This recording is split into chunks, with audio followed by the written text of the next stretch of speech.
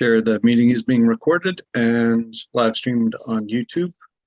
We do have a quorum of 4 commissioners who are expected, and when we come to the roll, Commissioners Heising and LaBonge are not expected. Okay, thank you. So 7:01, welcome members of the Planning Commission, staff, and the Lafayette community at tonight's Planning Commission meeting.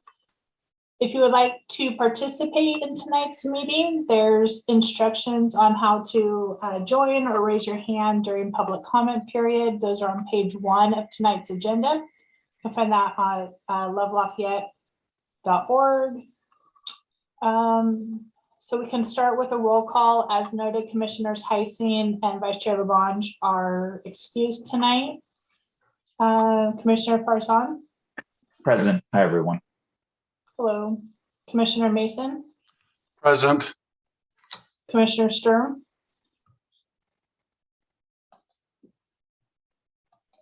Present. And I'm Chair Radnich. I'm present. Do we have a motion to adopt tonight's agenda? So moved. Second. Okay, thank you. A motion by Commissioner Farzan, second by Commissioner Mason, and we'll do a roll call vote. Commissioner Farzan, Aye. Commissioner Mason, Aye. Commissioner Sturm, Aye. Chair Radnich, aye. Public comments tonight, or sorry, this portion of the agenda tonight is an opportunity for members of the public to provide comment on items not on tonight's agenda, but within Planning Commission's purview. Since we're remote, I will look to staff to see if there are any hands raised to provide public comment.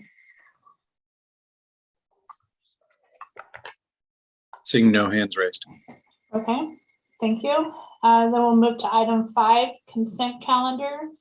There are a couple items on tonight's consent calendar. There's meeting minutes from September 6th, a request for reapproval, for reapproving a previous project, item B. Item C is to continue that item. So if there is a member of the public or the Planning Commission wishing to pull an item off the consent calendar, now would be the time. Commissioner Sturm. I did not want to pull anything off, but I'd like to request that we vote on them separately. Okay. Are there any public, well, I will look to staff for this. So do we open it to see if there's anyone in the public who's wishing to pull anything or, okay. Yes. Okay. Is there anyone in the public wishing to pull an item from the consent calendar? If you would like to, please raise your hand. We have, I'm waiting because there's activity. Yeah. Hands are going on and off. We have a hand on. So Pamela Schwartz has raised her hand. So I'll allow her to talk, articulate what she's requesting to pull. And Ms. Schwartz? excuse me, just before we go to the public speaker, Greg, if there happen to be multiple speakers, and let's just say one of them makes a request to pull an item, do we need one request, or does each speaker still have an opportunity to provide their request at this time? Does that make Well, sense? one request would be sufficient to pull it off consent. Then it would be considered as a separate matter and not as part of the consent calendar. When that item then comes up, it is customary to allow members of the public voice their comments for up to 3 minutes each speaker. Perfect. So this part is simply to request that the item be potentially pulled from the consent calendar. Any comments on the project would be presented during when this item we heard under new items tonight. Correct. Okay. Thank you. Ms. Schwartz, can you hear us? Yes, I can. Okay, welcome. Hi, nice to see you all again.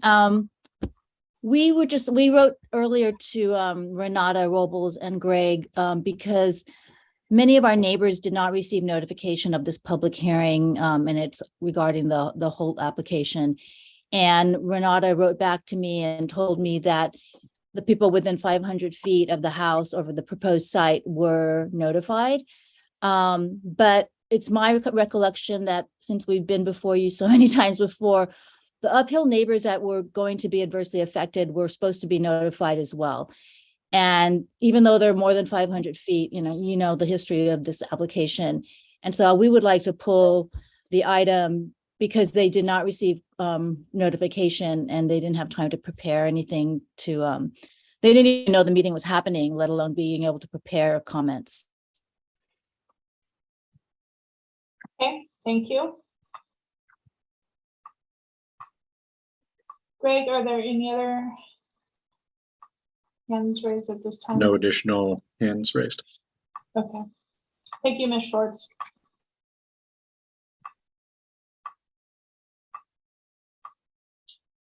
So the public portion of item 5, complete, bring it back to the Planning Commission. There was a request by Commissioner Sturm to hear each item separately, and there was a request by a member of the public to move item 5B to 7, new public hearings.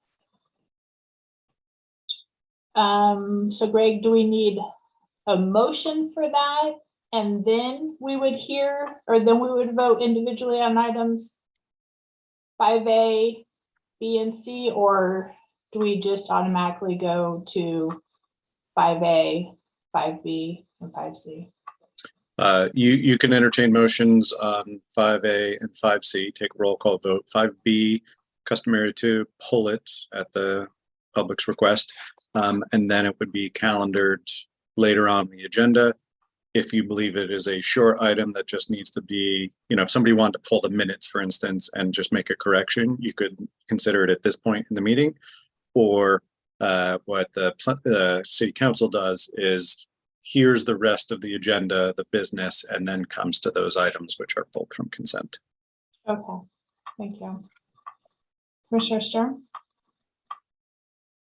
Just what I heard the public comment request for was to continue this item or 5B to a later meeting. Is that what we would then discuss if it moved?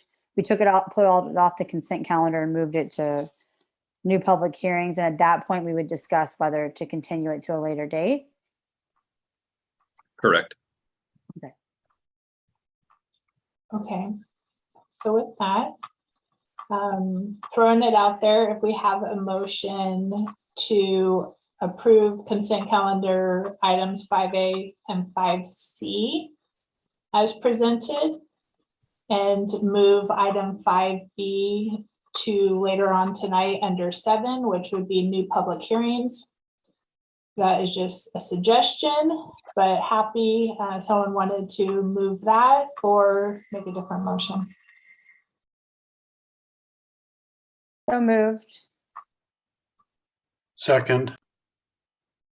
Okay, motion by Commissioner Sturm, second by Commissioner Mason. We'll do a roll call vote.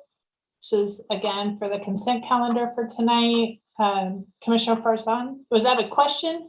Yes, it's Yeah, a question. sure. Thank you. Thank you, Chair. So I just want to make sure I'm understanding this right. The motion by Commissioner Sturm is that A and C we're approving on the consent calendar.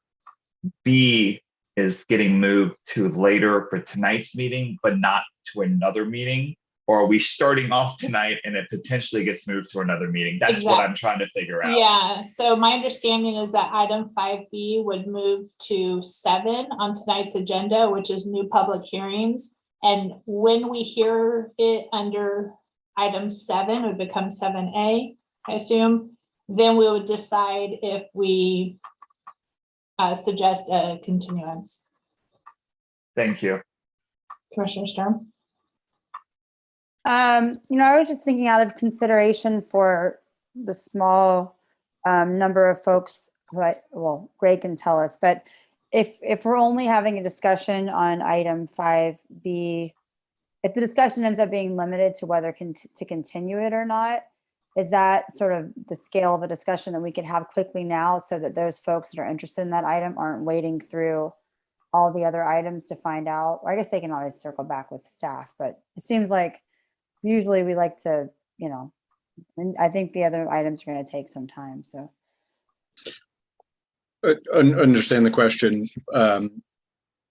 In that 5B is being pulled from consent, it is open for discussion of any and all aspects of the application. The requests to reapprove it as the project was previously approved, has a time span for that approval, and it is ripe for reapproval as nothing has changed about it. We could also get into the fact that the city went above and beyond what statutory requirements are with respect to public notice, albeit Ms. Swartz reports that not everyone that has interest in the project. So reported, we didn't hear that directly from those who didn't know of the meeting. That was reported third party through Ms. Swartz. So, but we can discuss that further when the item comes up, and you can decide whether to have that discussion now or, respecting the other items which are on the agenda, consider it later in the agenda.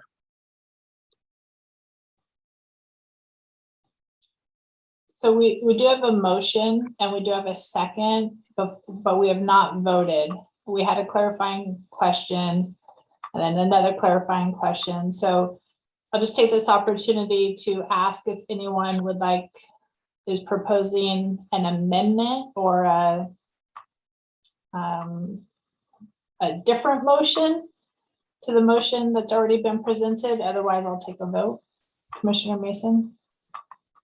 Sorry, but this is actually rather another clarifying question. For projects that are reheard like this, we have the automatic 500 square feet circumference. Do you also notify people who wrote in for the original one that this is back before the planning commission? We do not go back through the administrative record and create a new mailing list of all those people who may be proximate or, it could be citywide or outside the city of Lafayette, to create a more extensive mailing list. We're obliged to do only 300 feet. We go beyond that and do 500 feet. And we know that there are means of neighbors communicating with neighbors about projects, and I believe that has happened in this case. So no, we don't go back through the record and review all of the letters or comments that were submitted via email to produce a new email distribution list different than that, which we would handle for a new application. Commissioner Sturm. So it sounds like we went beyond what would normally be required to 500 Correct. feet, but that does not capture the neighbors that live up Sessions Road at the top of the hill there. It doesn't capture the property owners at the northernmost portion of Sessions Road. It only, the mailing list included all of those property owners within 500 feet of the subject property. Okay. So if you And- pass the property and proceed beyond 500 feet beyond the property, you weren't captured in this current noticing. And if I'm remembering correctly, this is the sole, and Sessions Road is the sole entrance and exit for those neighbors, the property owners at the top of Sessions Road. Correct. Uh, My recollection is that the paved roadway of Sessions will not be altered, and I'll invite the public and the project planner to correct me if I'm wrong about that. So it wouldn't alter the existing access for those property owners. Okay.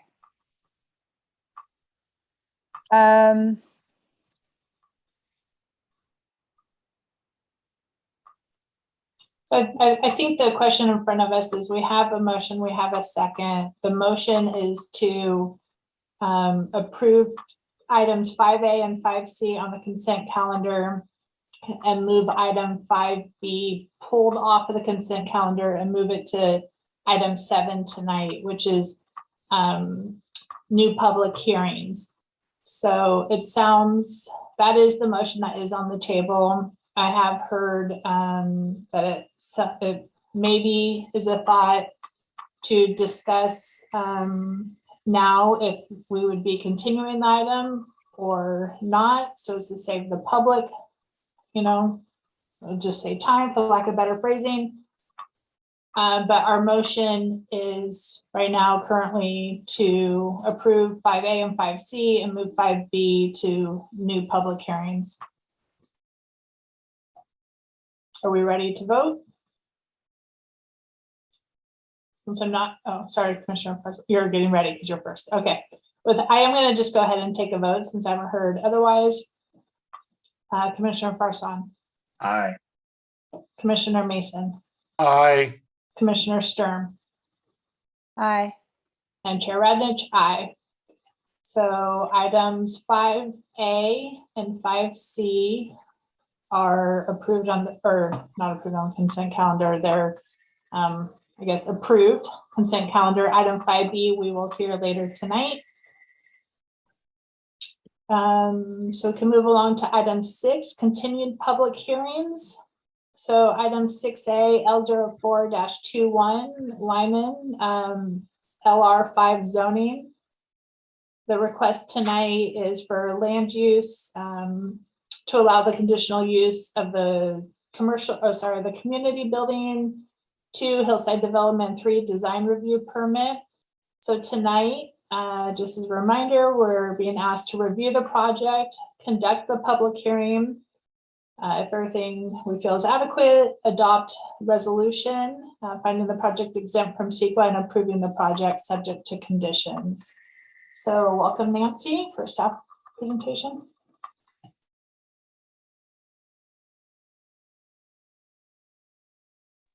Good evening, commissioners. The item before you is land use application L04-21 for a community assembly education activity at 3040 Camino Diablo. This was continued from the September 19th joint hearing with the Planning Commission and Design Review Commission. The applicant, oops, I think this is my wrong report. Sorry. Oh. The applicant provided responses to commissioner comments from the previous meeting to address the parking screening comment. The applicant relocated the parking from the front to the rear, addressing fire access comments from the referral and maintaining similar screening that was previously proposed in the previous site plan. They also removed the chamfered corner and just squared it off. One of the comments was to modify the barn color to a subdued red. This is the previous proposal and this is the current proposal. So it's a little bit more a rusty red. They also clarified that the metal panels will not be glossy, but there will be some sheen to it, and they provided some sample photos as part of the exhibit. They also maintained this amount of glazing on the barn, but increased the roof eave over to minimize kind of the glare reflectivity. And they also provided spec and information on the window tint that they're proposing. The applicant also provided an exhibit showing the amount of on-street parking spaces available on both north and south sides of Camino Diablo. They're not proposing to stripe any of the spaces, except for maybe the fire lane as required by the fire department. But that will require an encroachment permit. Staff recirculated the revised plans to the city engineer and the transportation program manager. Only the city engineer provide comments, which involve needing an update to the civil plans for grading and drainage, but that's actually not required at this point. They will be required to meet the 3 stormwater requirements prior to construction documents approval. They did also send this to the fire department for preliminary review and gotten a preliminary okay for the revised site reconfiguration with the parking in the rear. With the project changes, the project will still require variances for the yard and the parking. The variance for building construction within the required 50-foot setbacks at the front and at the sides, and variance for parking to reduce the amount from 17 to 8, and the size for the minimum sizing for residential parking, since they are proposing a dwelling unit at the rear. And that requirement is 10 by 20 instead of 8.5 by 18 for commercial projects. Staff received no public comment since publication of the staff report. Overall, the project is low intensity in use, compatible with the neighborhood, and the proposed construction and siting requiring variances was designed to minimize grading and allow for safe ingress and egress on the property. Staff recommends Planning Commission review the project, conduct the public hearing, and adopt Resolution 2022-16, finding the project exempt from CEQA and approving the project with a site modification to condition number 4. I realized I didn't make an edit before publication, but in red, special events or organized activities with exterior amplified sound or to be held outdoors are limited to 6 per calendar year and up to 70 people. And then there was that typo that should not have stayed in.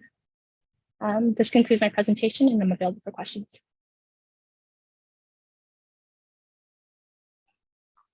Thank you, Nancy. Are there any clarifying questions for staff? Commissioner Mason? Yes, thank you, Nancy. I thought I heard you say that you're providing the parking spots, but they're not striped. Was that correct? That's what they're proposing. They're not proposing to stripe it. Are they going to stripe the handicap spot? Oh, I'm sorry. They're not proposing to stripe the on-street parking spaces. Oh. They are going to stripe the interior lot. Thank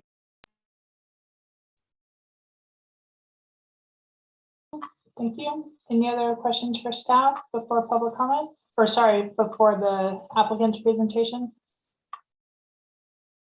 Okay. Nancy, is the applicant here tonight? Robert Lyman is the project applicant. Mr. Lyman, thank you for raising your hand. You're being brought in as a panelist.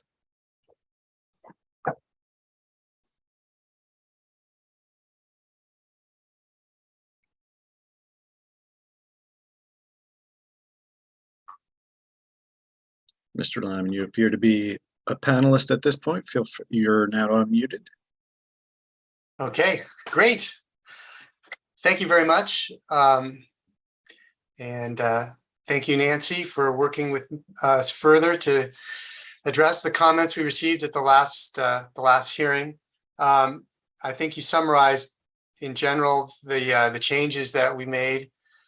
The main issue we had to address was the position of the parking.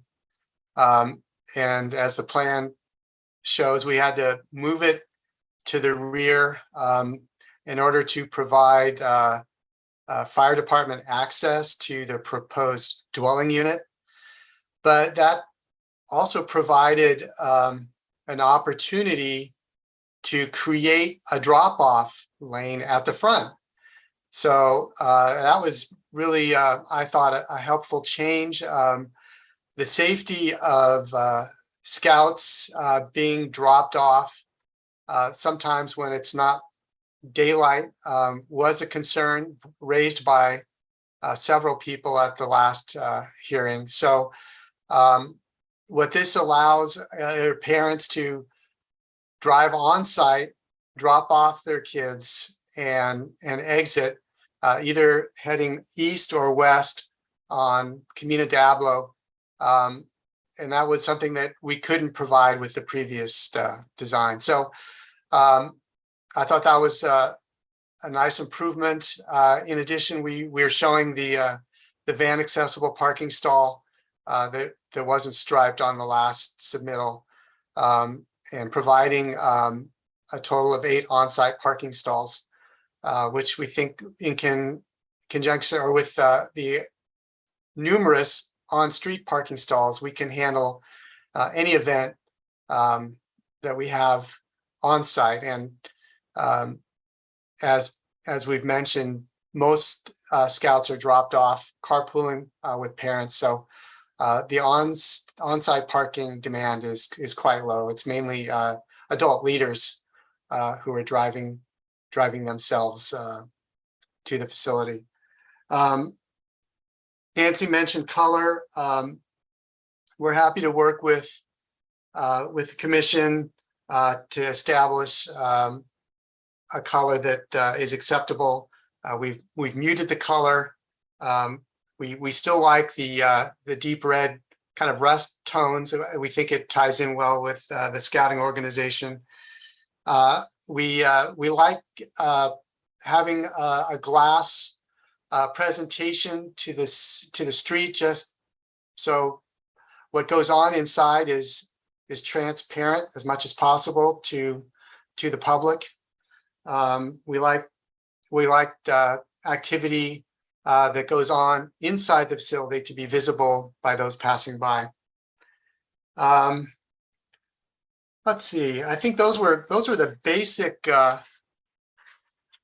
issues that were raised from my notes at the last hearing.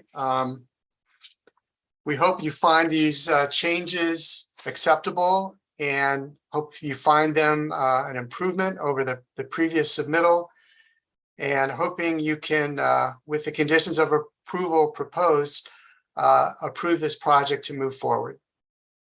Thank you. Thank you, Mr. Lyman. Are there any questions for the applicant? Okay, Commissioner Sturm. Could you speak to whether the ADU, I know it got bigger, did it also shift uphill? Well, when the ADU was enlarged, it got longer. Kind of the front corner stayed the same, but we just extended the back to achieve the extra room. So it just got longer, but the front didn't get closer to the street, but the back went deeper into the site. Mr. Lyman, but that's the same that we saw last time, correct? There's no changes? Correct. In that, okay. Yeah, that was what we presented last time.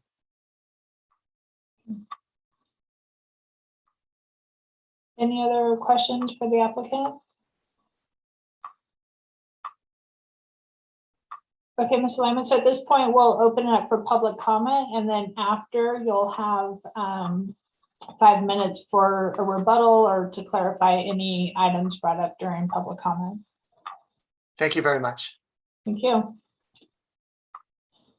Nancy or Greg, are there any speakers for anyone wishing to speak on the item? Now would be the time. We'll open it up for public comment. If you do wish to speak, please raise your hand now. Seeing none. Okay, Mr. Lyman, is there anything additional you would like to add at this point before the commission discusses? Not really. There's a lot of scouts looking forward to a permanent facility in Lafayette. So though they're not here, if you had a public hearing, you'd have a room full of uniformed scouts sitting patiently waiting. That's all. Thank you. Okay, thank you. So we'll close, we've closed the public comment and the applicant has given his rebuttal. We'll bring it back to the commission for discussion on this item. Any commissioners wishing to start with their thoughts? Commissioner Farson? I was not, I was absent for the meeting where this came up. The only thing I can address is I've looked at the plans. The applicant appears to have addressed the issues that came up before. pretty straightforwardly. So I'm in a position to approve it as is. But again, I wasn't here for the first one, so I'm working from this session. I appreciate your comments. Commissioner Sturm? I agree. I think I appreciate them taking the time and thoughtfully addressing our comments. And I think I think the circulation looks like it's going to work really well. Not only meeting the fire department access, but allowing for that drop off in the front. I think that I really like that. I think it's going to increase safety and just ease of use of the facility. And yeah, everything looks good to me. The only thing that I would, actually, I didn't check whether this was a condition of approval, but on the color, I'd be, and I'd like a DRC member to approve the final color. I too wanted, I think I voted in favor of, asking them to make a more subdued red. I thought the one rendering showed more of like a brownish color. I personally liked one that was sort of like in between, like a darker brown or red, but not too far on the brown side of the brown. But since the DRC saw this project in our joint hearing last time, I'd be in favor of having them take a look at the final color. But that's all I have. It looks great. Okay. Commissioner Mason, any comments? Nope, I'm fine with it. And I actually think red is an appropriate color, and red will actually fade over time anyway. So I didn't want to place too much time importance on what shade of red. Okay, and I agree with my other commissioners. I really appreciate that the applicant's team listened to the comments that were shared in the last meeting and addressed them all. I do think the layout is better. I like the drop-off lane. I personally was fine with the original red. I'm fine with this red. I've heard a couple commissioners are fine with the red. I have heard one request that DRC, I would assume would be the chair, would sign off on the red. So just to ask staff to clarify, if we were to make a motion on this item to approve the item, obviously there is already an edit to condition of approval 4. But if someone were to make a motion that was requesting for DRC to approve the proposed color, what would we put in the motion? Or would we literally just add to the motion, with DRC having an opportunity to review the color? Yes, you would add that to the motion to add it as an additional condition. Okay, thank you. And we would recommend that the motion say, if you're recommending, rather, if the motion is to approve with an additional condition, which has the chair of the DRC or their designee review and approve the final building colors prior to installation. Okay, I think it's a great project, and my kids are too old for scouts, but I think it's awesome. And I hope a lot of members of the community get to use it. Is there a motion on this item? Anyone caring to make a motion? Commissioner Sturm? I move to approve the project, the proposed project in its current state, with the conditions of approval created by staff or drafted by staff, and an additional condition of approval that requires the DRC's designee to review and approve the final color choice. Oh, go ahead, Greg. And simply because this is a new condition, which was not previously publicized, I'd just like to invite the chair to offer the applicants to speak to the new condition And if there were objections, we could work through that. But just, Yeah, if there- great suggestion. Thank you. Thank Thank you. Mr. Lyman, if you, can you hear us? Yeah, no, that's, I think I understand the condition, and we're happy to work with a member of the Design Review Commission to provide a color that they find acceptable. Is this all the colors, or is it just Well, the red? so, thank you. I was just gonna make that friendly amendment. I do, so Commissioner Sturm, previously, there was support for a red tone. So I would like to make a friendly amendment to your motion that the condition of approval be for a member of the DRC to provide input on the color choice in the red tone family, or in the reds family, knowing that that is a Boy Scout color that the applicant's team is interested in maintaining. And our comments last time were still around maintaining the red color itself. Oh, sure. That's what I had intended, that it would be the main body color of the project in the range of the reds that were originally submitted in this new red, but just DRC reviewing that final color choice and approving it to make sure it's acceptable. Okay, thank you. Mr. Lyman, was that helpful? Yes, it was. Thank you very much. Yeah, that's fine. Okay, thank you. Okay, so we have a motion to, we're recommending the project, or sorry, the motion is to recommend the project for approval, for adoption of the resolution with staff's edit to condition of approval 4. In addition to a new condition of approval for a member of the DRC to review the final color selection in the red family. Is there a second? Oh, sorry, Commissioner Greg, not Commissioner. And just to clarify, the motion is to approve the project with those 2 modified conditions. Oh, yes, yes, approved. Okay, very good. Okay, Commissioner Sturm.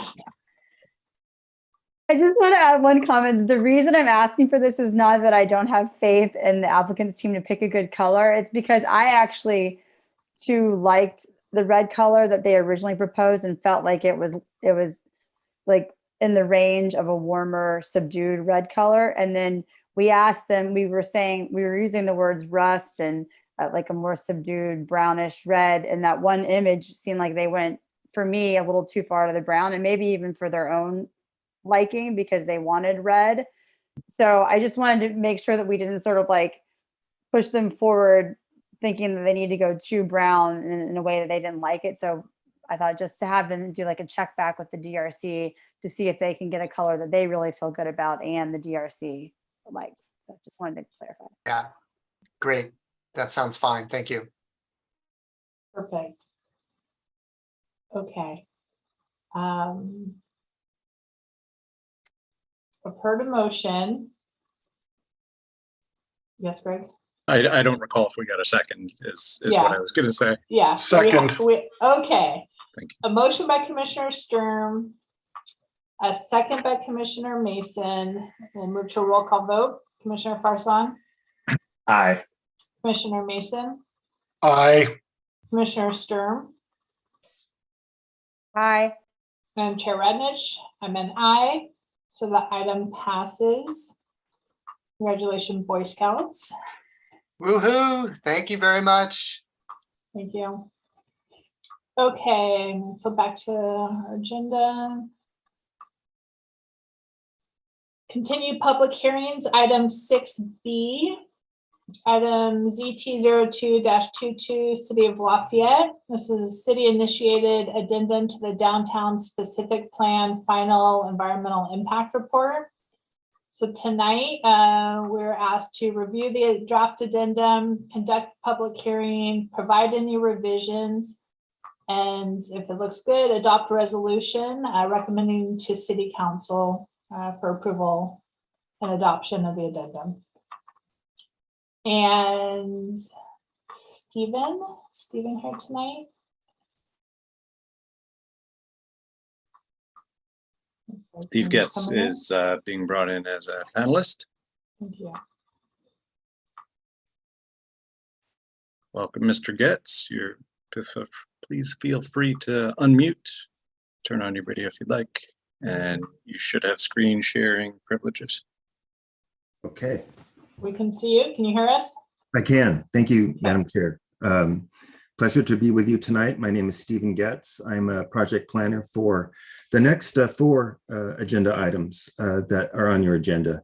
However, first, I'd like to acknowledge the assistance of the Creeks Committee to help us get to this point. These items were first scheduled on your agenda on March 7th and noticed for a public hearing at that time.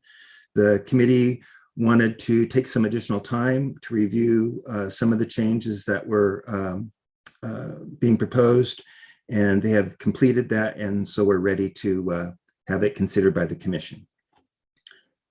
These applications are all related because they are all support the recommendations of the Downtown Creeks Preservation, Restoration, and Development Plan, which was approved by the city in 2017. The Downtown Creeks Plan was envisioned by the city's general plan back in 2002, and it was also identified as a project by the Downtown Specific Plan in 2012 as a project for the city to complete. Each of these 4 separate applications have its own public hearing and its own adopting resolution. So I propose to deal with each item individually and in the order presented on the agenda, unless the commission would like to proceed differently. Okay. So the first item is agenda item, the addendum to the Downtown Specific Plan Final Environmental Impact Report. This item provides environmental clearance for all the agenda items that follow it. Each amendment was triggered by adoption of the Downtown Specific Plan. So we looked at the specific plan's environmental impact report, which evaluated the changes or the outcomes that would occur from these amendments, but it did it at a program level. These amendments collectively are the actions that constitute what we term as the proposed project, which the lead agency is obligated to evaluate for compliance with CEQA. This 2022 addendum assesses whether the impacts generated from the proposed amendments would create any new or substantially greater significant impacts than those that were assessed in the Downtown Specific Plan Final EIR. This addendum supports the conclusion that a subsequent EIR is not necessary. We refer to this item as the 2022 addendum because the city has adopted other addendums to the Downtown Specific Plan Final EIR in order to approve previous projects for the downtown. They prepared an addendum in 2014 when the downtown design guidelines were adopted, and they approved an addendum in 2017 when the Downtown Creeks Plan was adopted. And they last prepared an addendum in 2019 to allow adoption of objective standards for multifamily development in the downtown. Each of these addendums modified the Downtown Specific Plan Final EIR to document its evaluation of these projects according to the standards for subsequent environmental review established by CEQA. This addendum modifies the Downtown Specific Plan Final EIR to document its review of the 3 proposed amendments and concludes that the Downtown Specific Plan Final EIR fully analyzed and mitigated where feasible all potentially significant impacts, if any, that would result from these amendments, and therefore no subsequent EIR or mitigated negative declaration is required. Since the potential environmental impacts associated with the proposed project are the same as or less impactful than the impacts disclosed in the Downtown Specific Plan Final EIR and its addendum, no final environmental review is necessary to comply with CEQA. A copy of the addendum is attached to the draft resolution 2022-22 for the commission's review and approval. CEQA doesn't require a circulation of the addendum to the public, but a public hearing is required. The 2022 addendum was reviewed by the Creeks Committee in August, and they had no comments on that document. Staff recommends that you ask staff any clarifying questions, conduct the public hearing, determine if any additional revisions are needed to the addendum, and approve the resolution 2022-02, forwarding a recommendation to the City Council to approve and adopt the 2022 addendum to the Downtown Specific Plan Final EIR. Staff hasn't received any public comments since publication of the Commission's agenda. And that concludes my comments on the item. Thank you, Madam Chair. Thank you. So now would be an opportunity for members of the commission to ask any clarifying questions of staff. I will just note that while the addendum was not circulated, it was included in the staff report for members of the public and of the commission for review. And then also just to reiterate what Mr. Getz said, that this item before us right now specifically is for review of the addendum. The actual proposed amendments will be the following items C, D, and E on tonight's agenda. So public comment and commission discussion for this item is specific to the CEQA document. And there will be an opportunity to comment on each of the three proposed sets of amendments as each item comes up specifically. So Commissioner Mason, is your hand up, please?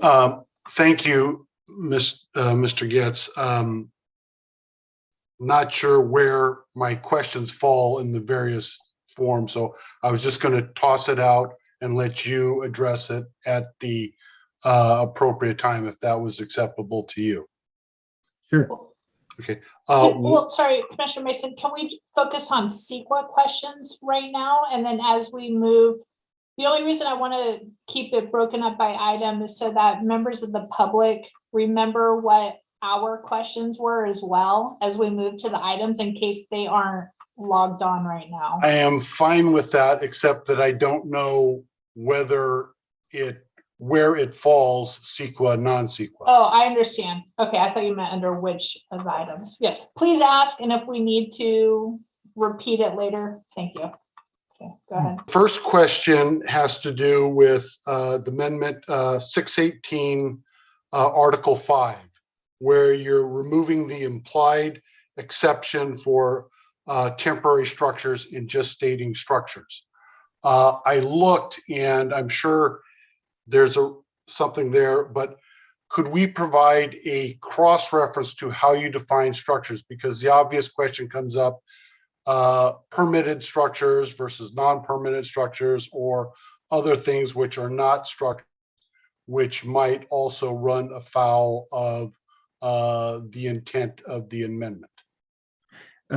Structures are a definition in the municipal code, and so we can go to the flood damage prevention ordinance and look at that definition if you would like. Well, the problem where I was going with it, if it is not a permitted permit, if it is structure which does not require a permit, there would be no notification of the city unless somebody, a neighbor reports it, or a member of the Creeks Commission sees it and reports it. And I just kind of wanted to get past the neighbors tattling on neighbors stage. Well, that is true. If it's a permitted structure, the city would only be able to know it in certain circumstances. And let me pull the definition. It says structures means a walled or roof building that is principally above ground. This includes gas or liquid storage tank, as well as a manufactured home. any other roof building supported by columns, walls, or other foundation systems intended for shelter, housing, or enclosing of persons, animals, or property. It includes retaining walls, foundations, foundations and systems intended to be load-bearing. Any other construction determined by the city engineer to be consistent with the essence of the items defined above. So it's a pretty, it would allow neighbors, in essence, to tattle on other neighbors because this would include non-permitted structures. Thank you, because the specific question I have, and this always goes back and forth, neighbors, is is a trellis a structure or is a trellis not a structure? If the trellis is not, Here's the problem. Since the trellis, some places define it as a structure, some places don't, but under the ADU ordinance, you're allowed to convert structures into existing structures into ADUs. And I'm just trying to I don't necessarily need an answer now. Whatever, I don't personally care what the answer is. I just wanted to see if there was a need to tighten that up or provide a cross-reference. I didn't want to drag this conversation out. Well, that could be something staff could look at. That issue has not been raised up to this point. The second question I have has to do with the reduction of parking spaces, 70 out of 5,045, which incident. I was wondering if there are any areas where it might create a localized problem. Specifically, I'm thinking of the parking that's just east of the Park Theater, which is used by the office across the street. And the concern was, do we have any places where we're removing the parking takes it below the required parking for existing establishment? Because that's right up against the creek there.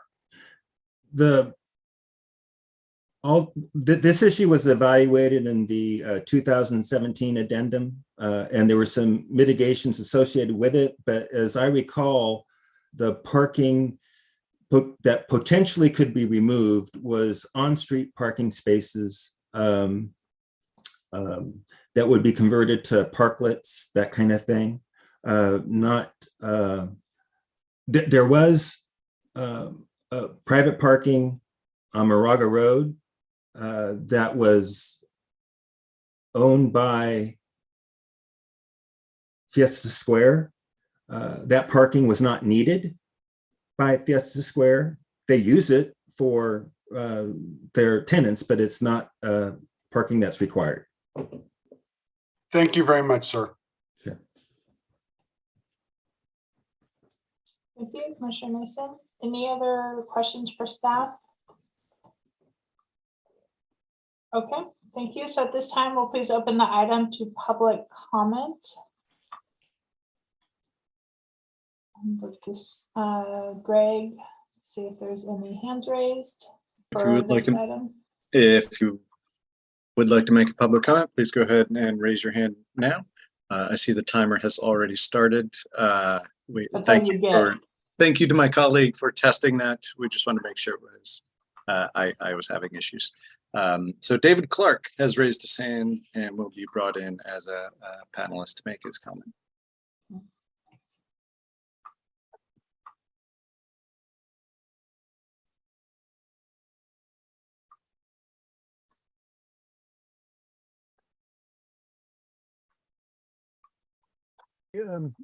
Chair Radnich and Planning Commission members, I want to be clear. I do have a comment, but it's more with respect to E than it is to the first three. So if your intent is to have a public comment period for each of these four items, okay.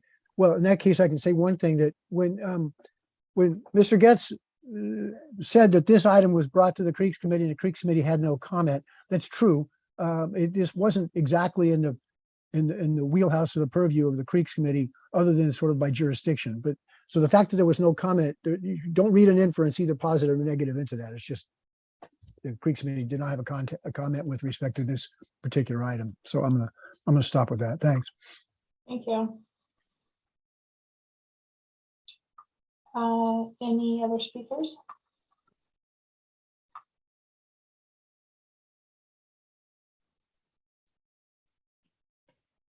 Any additional speakers, please raise your hand now. Seeing none. Okay. We will close the public comment portion and bring the item to the commission for discussion. Mr. Getz, before we do so, I will just check. Is there anything additional to add on this item before we discuss it? No, I don't think so. Maybe I would add one additional comment in response to Commissioner Mason's question about parking. There were some other proposed, there might be some other parking lots that would, I think it was by the Roundup, that would, were proposed for, in fact, it was proposed in the park's master plan for a downtown park. That kind of project would require its own environmental review to determine how to address that particular issue.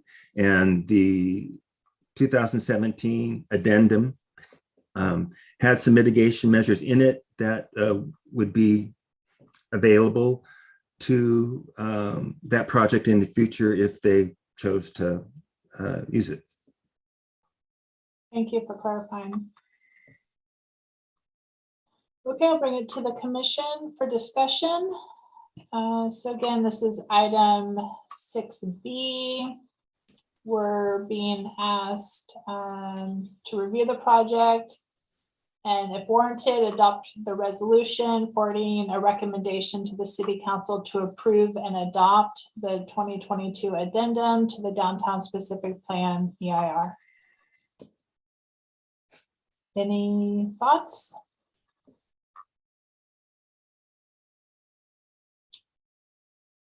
None. Okay. I've reviewed the addendum, and the addendum I feel is adequate, and I think it's appropriate. I have nothing additional to add on a CEQA perspective. Is anyone interested in making a motion? And if it's simpler, you can move the staff recommendation. Thank you for the reminder.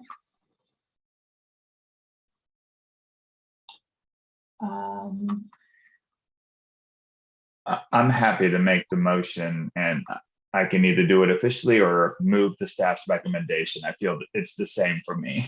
Yeah. So Moving the I staff- moved it. Yeah, I move in favor of the staff's recommendation. Second, Okay, a motion by Commissioner Farsan, second by Commissioner Sturm. Roll call vote, Commissioner Farsan, Aye. Commissioner Mason, Aye. Commissioner Sturm, aye. Commissioner Mason.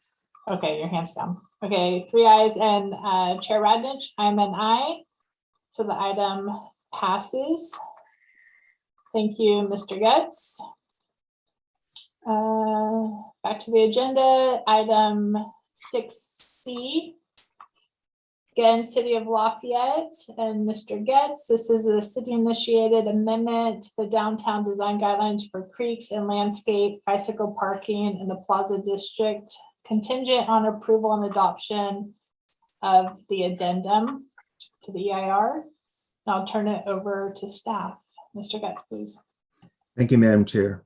The purpose of the proposed amendment is that the chair introduced is to help implement the Downtown Creeks Plan, which contains guidance for public input and private improvements along 6 specific creek reaches for the 3 creeks that flow through the 4 downtown zoning districts, which is a planning area governed by the downtown specific plan and the downtown design guidelines.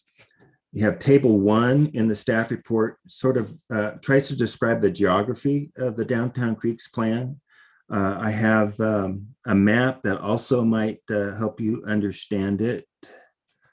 I'll go to my share screen. Let me see. And go here. Get rid of that.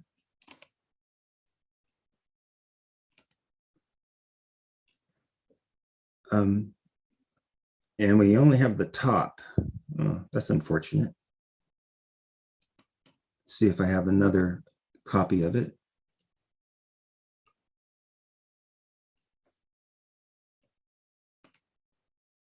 Apologize for that.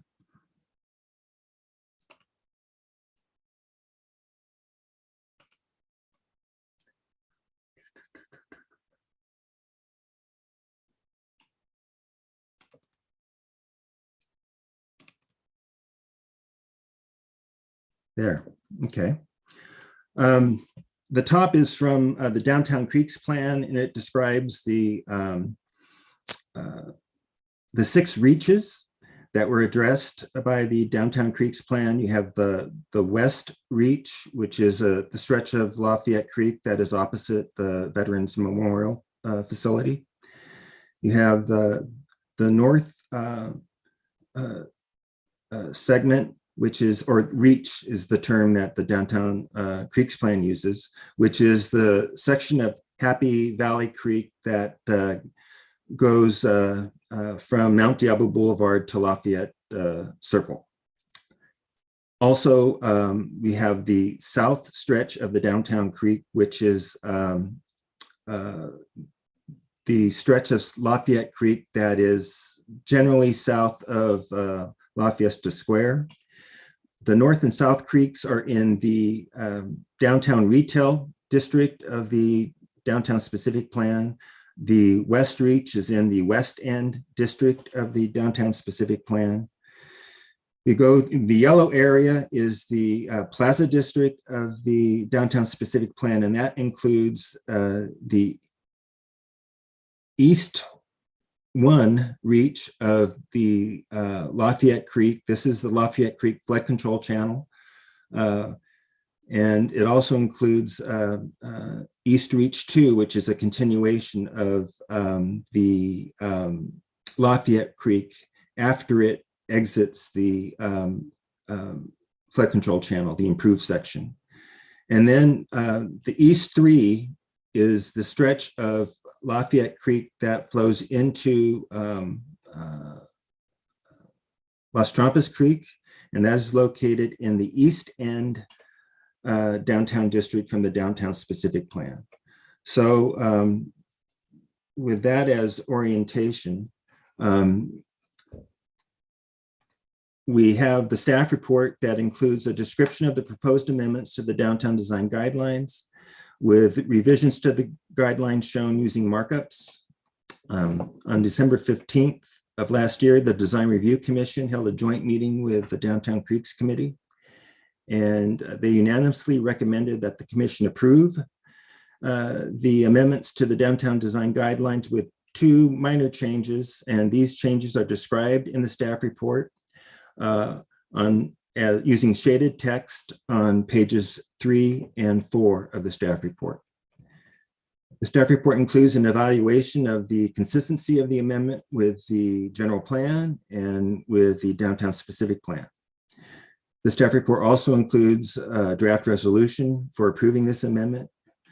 And the resolution has an exhibit which has an amended version of the downtown design guidelines in its entirety without the markups. Since you've approved the 2022 addendum, this allows the commission to proceed with the following recommendation, which is to direct any of the commission's comments to staff, to conduct the public hearing, and to consider whether any revisions are needed to the proposed amendment, and to adopt resolution 2022-03, forwarding a recommendation to the city council to approve and adopt the amended downtown design guidelines. Staff has not received any comments from the public since publishing the agenda. And that concludes my comments on this item, and I'll turn it over to the chair. Thank you, Mr. Getz. Can you just clarify, while this image is up on your screen, just for people following at home and who are also looking at the staff report, Mhm. For the yellow, so the figure on top, there's the yellow boxes, so like west, north, south, east one. Mhm. And then within that, there seems to be, I'm just gonna call it like teal highlighting. Mhm. But if you'll notice in box east 3 and box west, there's portions of the creek that are not in the teal. So can you just, since there isn't a key for this top figure, can you please just explain what the teal highlighting is versus the solid blue lines within those boxes? Sure. The teal indicates the general area where improvements are recommended in the Downtown Creeks plan. And it's generally the setback areas that are allowed in the creek ordinance. The East 1 and East 2 areas they have teal there, but it's not as wide. And that is because the city's ordinance does not apply creek setbacks to improved sections of creeks. And East 1 and East 2 are the flood control channel of Lafayette Creek. And so the teal areas there are generally the areas of the flood control easement that is owned by the flood control district. And so those areas are not as wide as the creek setback areas and unimproved sections of creeks. Thank you. Any other questions for staff? Okay, seeing none, Greg, we can please open the item for public comment.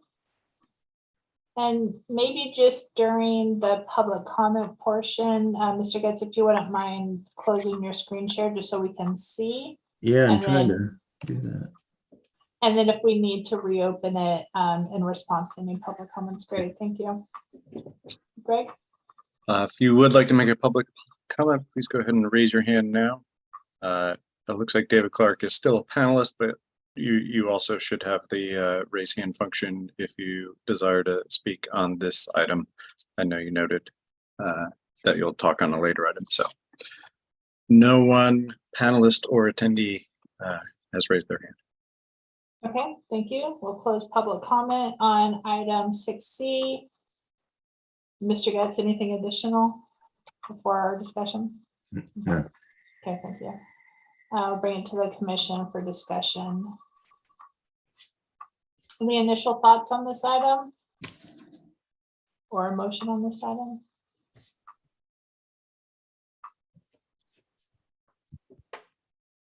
In my commentary is I read the materials and I agree with staff's recommendation. I mean, just to be pretty straightforward on this.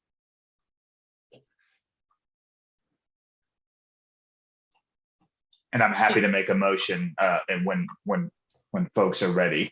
Thank you. I saw when you made your statement, I saw everybody nodding. Everyone nodding in agreement with your statement. If Commissioner Sturm or Mason don't have anything additional. Okay, I see head shaking no. Commissioner Sturm? I don't have anything additional, but I feel like maybe we're not making this exciting enough for Steven. I know all the hard work. No, I appreciate staff's work and attention to detail and going through all of this. And I agree with I agree to approve the resolution. Thank you. Commissioner Mason shook his head no, nothing additional. So Commissioner Farzan, I think it's on you. I'm gonna say Steven's probably excited. That's the most exciting is to not have any controversy for something. So with that, I say we move forward with the staff's recommendation. Thank you. A motion by Commissioner Farzan, a second by Commissioner Mason. We'll do a roll call vote. Commissioner Farzan, Aye. Commissioner Mason, Aye.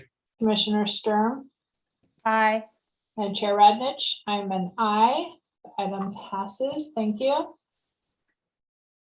Moving on to item 6D.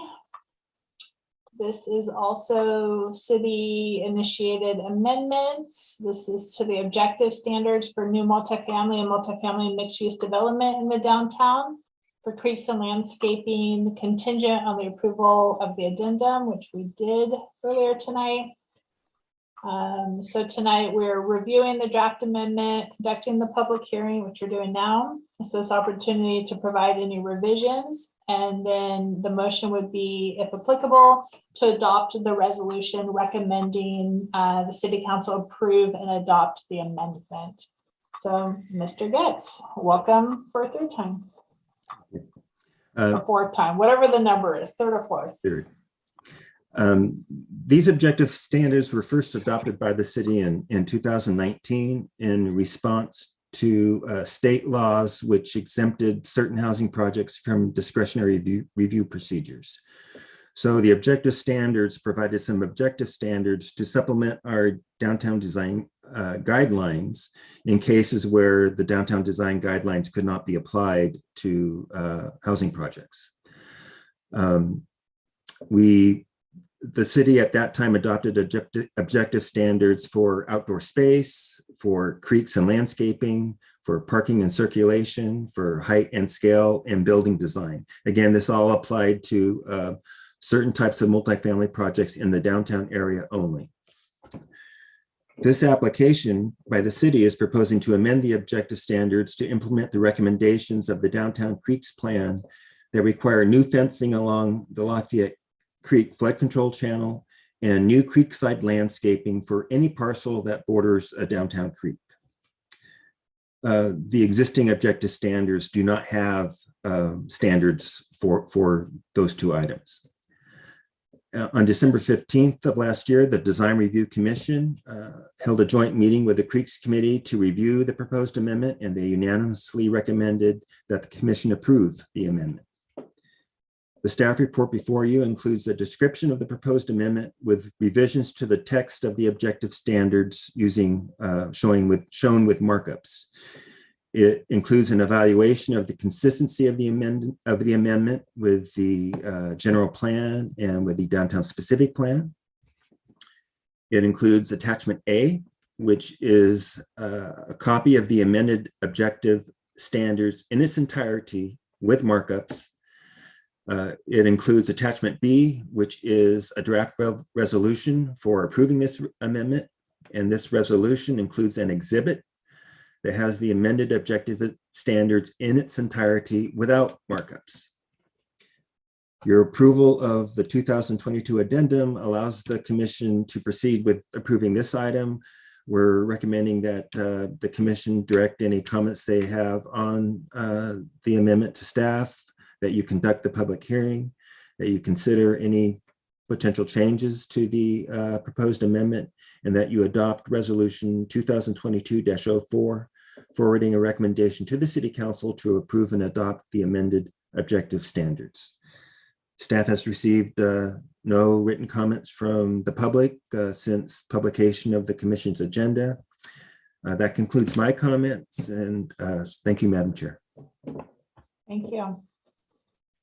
Any questions for staff? Okay, none. We'll open this item. This is item 6D. Open it up for public comment. If you would like to make a comment, please use the raise hand function now, whether you are an attendee or a panelist. Seeing none.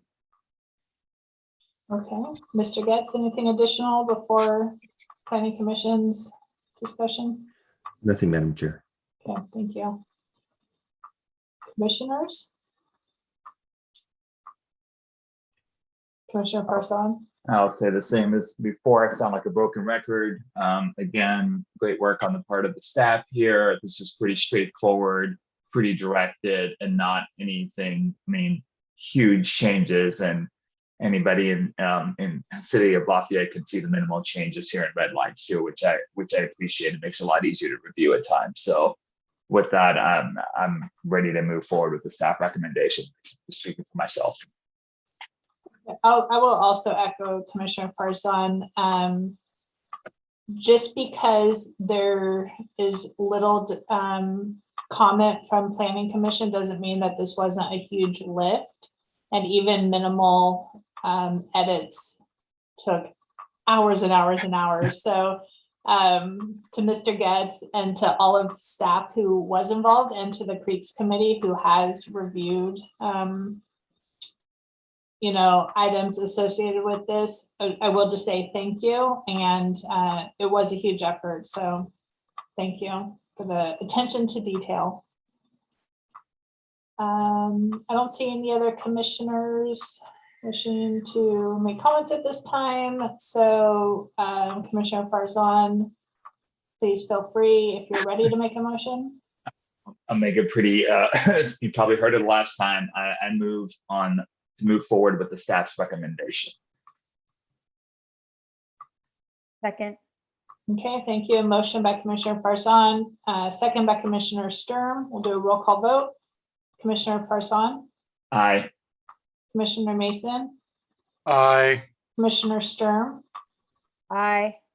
and Chair Radnich. I'm an aye. So the item passes. Thank you. Now we are on the fourth time, Mr. Getz. I lost my counting ability to count just a few minutes ago.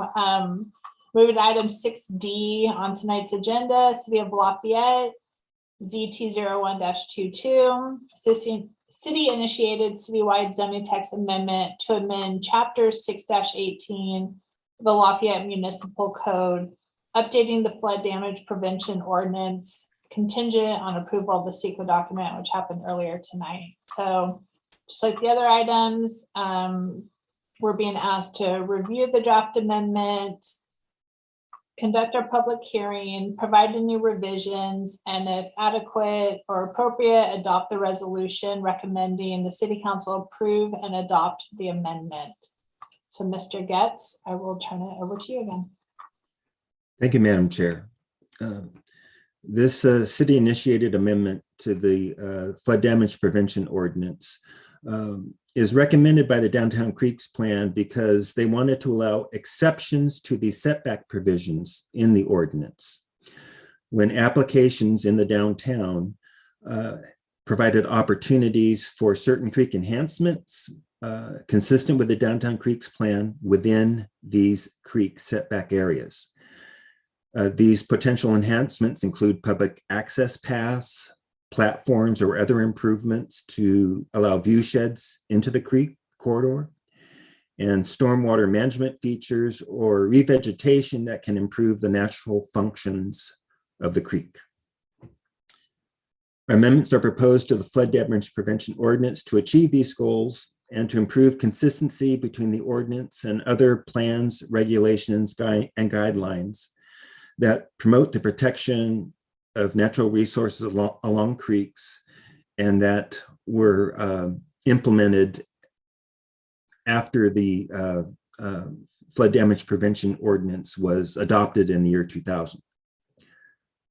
It's also important to note that the recommendations of the Downtown Creeks Plan for this ordinance have been updated to respond to recent state housing laws, which require approval of certain housing projects using objective standards rather than discretionary review, and also limit the ability of local jurisdictions to change zoning of a parcel in a way that reduces the residential density of that parcel. So for this ordinance, the Creek Committee was recommending establishing creek setbacks along the Lafayette Creek flood control channel where currently none exist. Because such a setback would reduce planned residential densities of these parcels along the flood control channel, such setbacks are prohibited under current state law. I've described earlier on the last item how along the Lafayette Creek flood control channel, it's the creek setbacks do not apply to it. The only tool we have to provide public access along that stretch is through the flood control easements that the flood control district owns. On table 1 of the staff report, you have a description of what the setbacks would be for the parcels that are along the flood control channel. And I'll see if I can bring that up on my screen.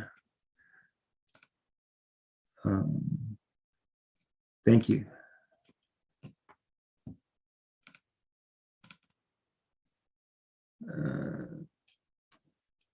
Go back to page 4. There's a lot of detail here.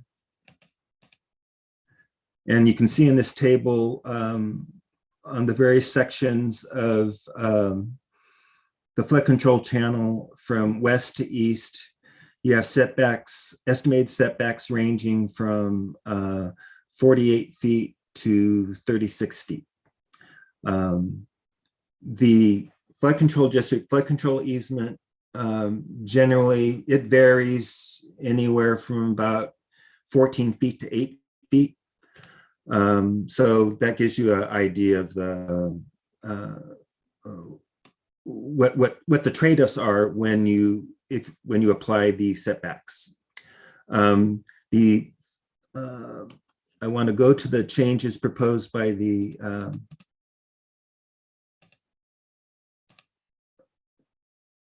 Creeks Committee. You'll see in the structure setback section, which is at the bottom, section 618-41, it says structure shall be set back from an unimproved creek channel as follows. So the operative term is the unimproved creek channel. The Creek Committee is recommending that on the next page, page 18 of this is attachment A of your staff report that describes the changes to the ordinance using markups. And it uses the language, when California Government Code Title 7, Chapter 12 ceases to apply pursuant to Government Code 1666301, unimproved creeks in subsection A shall be replaced with the term watercourse. And watercourse is defined in the ordinance much more broadly. It includes both improved and unimproved creeks. And so if at some point in the future, the state laws that currently restrict the imposition of new setbacks, if that requirement no longer applies to Lafayette, this ordinance would use the term watercourse instead of unimproved channels to apply the structure setbacks in the creek in the flood damage prevention ordinance. So I wanted to take a moment to point that out to you out of anything in the changes that are in the recommended in the amendment to the flood damage prevention ordinance. In August, the Creeks Committee reviewed the proposed amendments and they are recommending that the commission approve it. The staff report includes a description of the proposed amendments with revisions to the text to the text of the flood ordinance using markups. It also includes an evaluation of the consistency of the amendment with the general plan, with the downtown specific plan, and with the downtown design guidelines. It includes attachment A, which is an amended flood ordinance in its entirety with the markups. It includes attachment B, which is a resolution to adopt the ordinance. And that resolution includes an exhibit that has the amended version of the flood ordinance is in its entirety without markups. Because you've approved the addendum, the commission has the ability to approve this ordinance after it conducts a public hearing.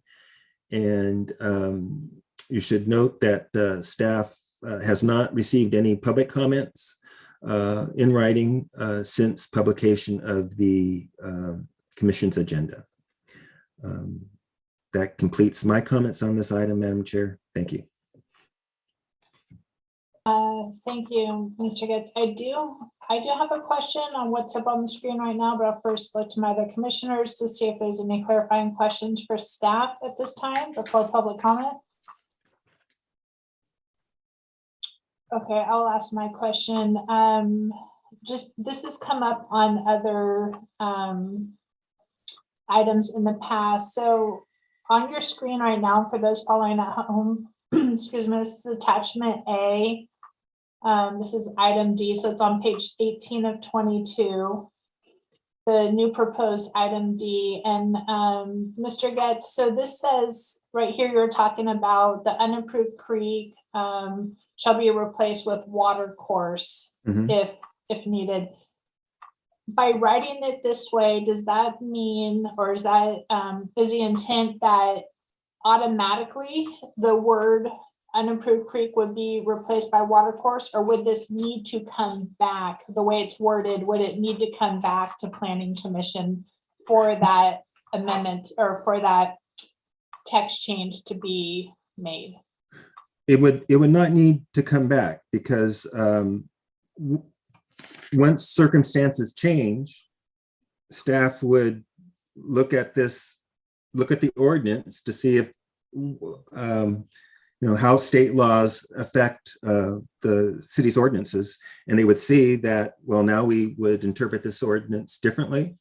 The ordinance has a definition of water course, and that's on page, let's see if I can bring it up.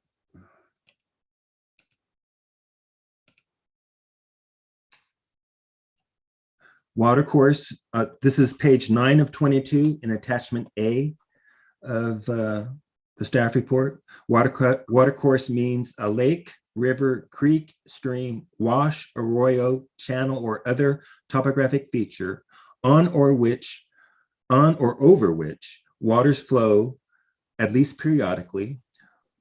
Water course includes specifically designated areas in which substantial flood damage may occur.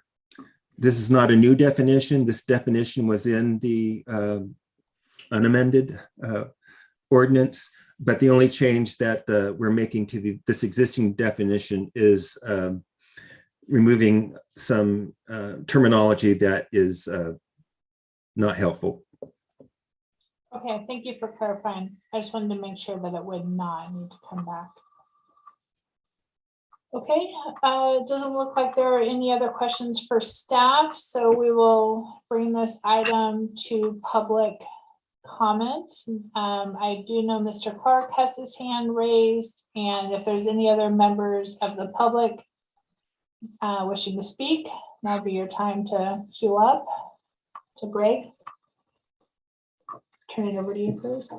Seeing just Mr. Clark, I'll unmute him or ask him to unmute now. His camera's on and it looks like he's unmuted, so please feel free. Welcome. Unmuted, but not corked. Sorry. I wanted to, with that in mind, I'm leery about saying anything. I mean, this has been so successful. I think I should just say hi and go away. But a couple of quick things. Chair Radnich, thank you for your kind comments about the Creeks Committee, the Creeks Committee's participation over the years, particularly on this one. There's a lot, as you can probably tell by Mr. Getz's, the amount of time he spent on this as opposed to the prior two. This was where a lot of the work was done. And I also wanted to thank Mr. Getz for his involvement. This was supposed to be a legislative drafting exercise that he started. I'm not sure how many. It's turned out to be a much longer project. So thank you for that and for your previous involvement as well. Having said all that, the Creeks Committee, as Mr. Getz mentioned, has met numerous times, but has specifically met in August and adopted the version of the ordinance that you see before you unanimously. And the Creeks Committee is, I would also like to say that Will Elder, the chair of the committee, would be here, but he's out of town. Not only out of town, but he's someplace where Zoom and Cell don't exist, so he couldn't attend that way either. But the Creeks Committee is in favor of moving forward with this and would like to move the staff recommendation. So thank you very much for your attention to this matter tonight. Thank you. Thank you, Mr. Clark. Any questions for the speaker? Okay. Thank you, Greg. Any other speakers tonight? Okay, we will close the public comment portion of this item. Mr. Getz, anything additional you'd like to add? No, Madam Chair. Okay, thank you. And we'll bring it to the commission for discussion.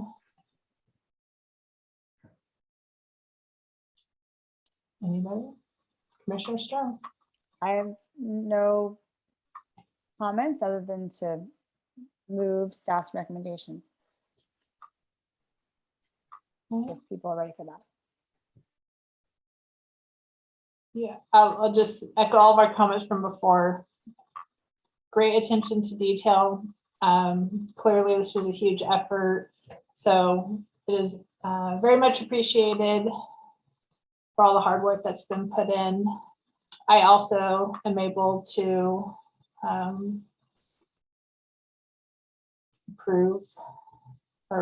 approve the recommendation. So I'll look to see if Commissioner Farzan or Commissioner Mason have any other comments. Otherwise, no. Okay, Commissioner Sturm, do you want to make a motion? Officially? Does it need to be more I mean, involved? no, in you moving- could just say, yeah, you could just make your motion to move staff's recommendation. I think I did. Can we do it again? Please, sorry, because I thought it was like tied up in, well, I know you did, but it was also kind of tied up in a comment. So if you wouldn't mind just. Oh, okay. I would like to make a motion to approve staff's recommendation. Second. Okay, a motion by Commissioner Sturm, second by Commissioner Farzan. Roll call vote. Commissioner Farzan, Aye. Commissioner Mason, Aye. Commissioner Sturm, Aye. Chair Radnich, I'm an aye. So the item passes. Thank you, Mr. Getz, and thank you all of staff and Creeks Committee that worked on that. Thank you. Thank you. Okay, on our agenda, it is 8:30 right now. Next is item 7, new public hearings. And for those who were not on the call earlier tonight, the Planning Commission did make a motion and we pulled item 5B off of tonight's consent calendar. That's HDP 28-22 Holt. This was a request for reapproval of the project with no modifications proposed at this time. And we've moved this item up now to new public hearings as item 7A. Renata, welcome. So I will, the originally under the consent calendar, this item, it was to review the previously approved project.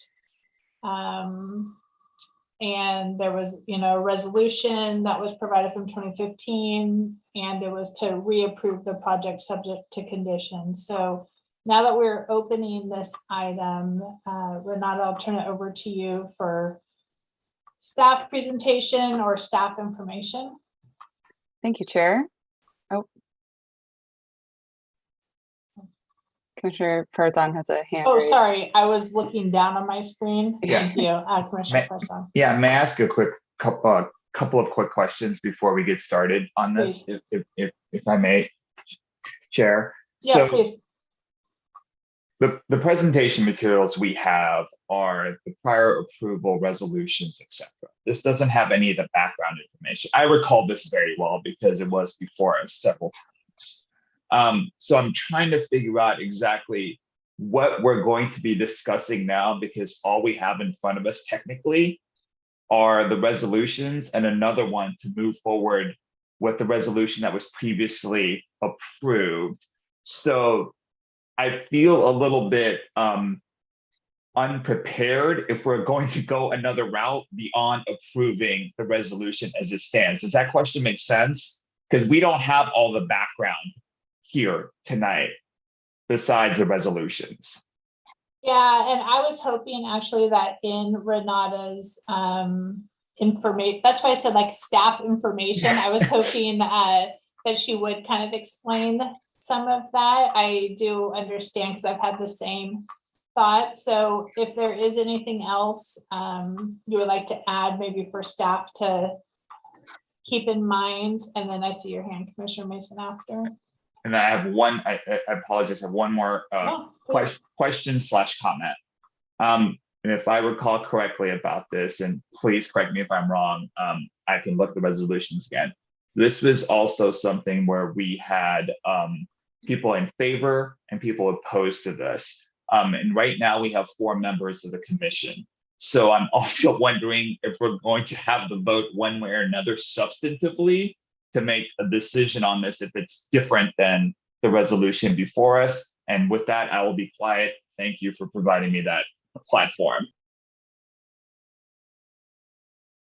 Okay, thank you, Commissioner Mason.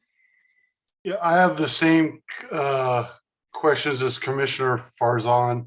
And also just to echo what Commissioner Sturm asked earlier, I think that the first discussion is whether or not we should continue it to a date certain in the future. If this was very contentious before, and if we are opening up for public discussions and it gets some more contentious questions, I think we should be better prepared to address those, and that includes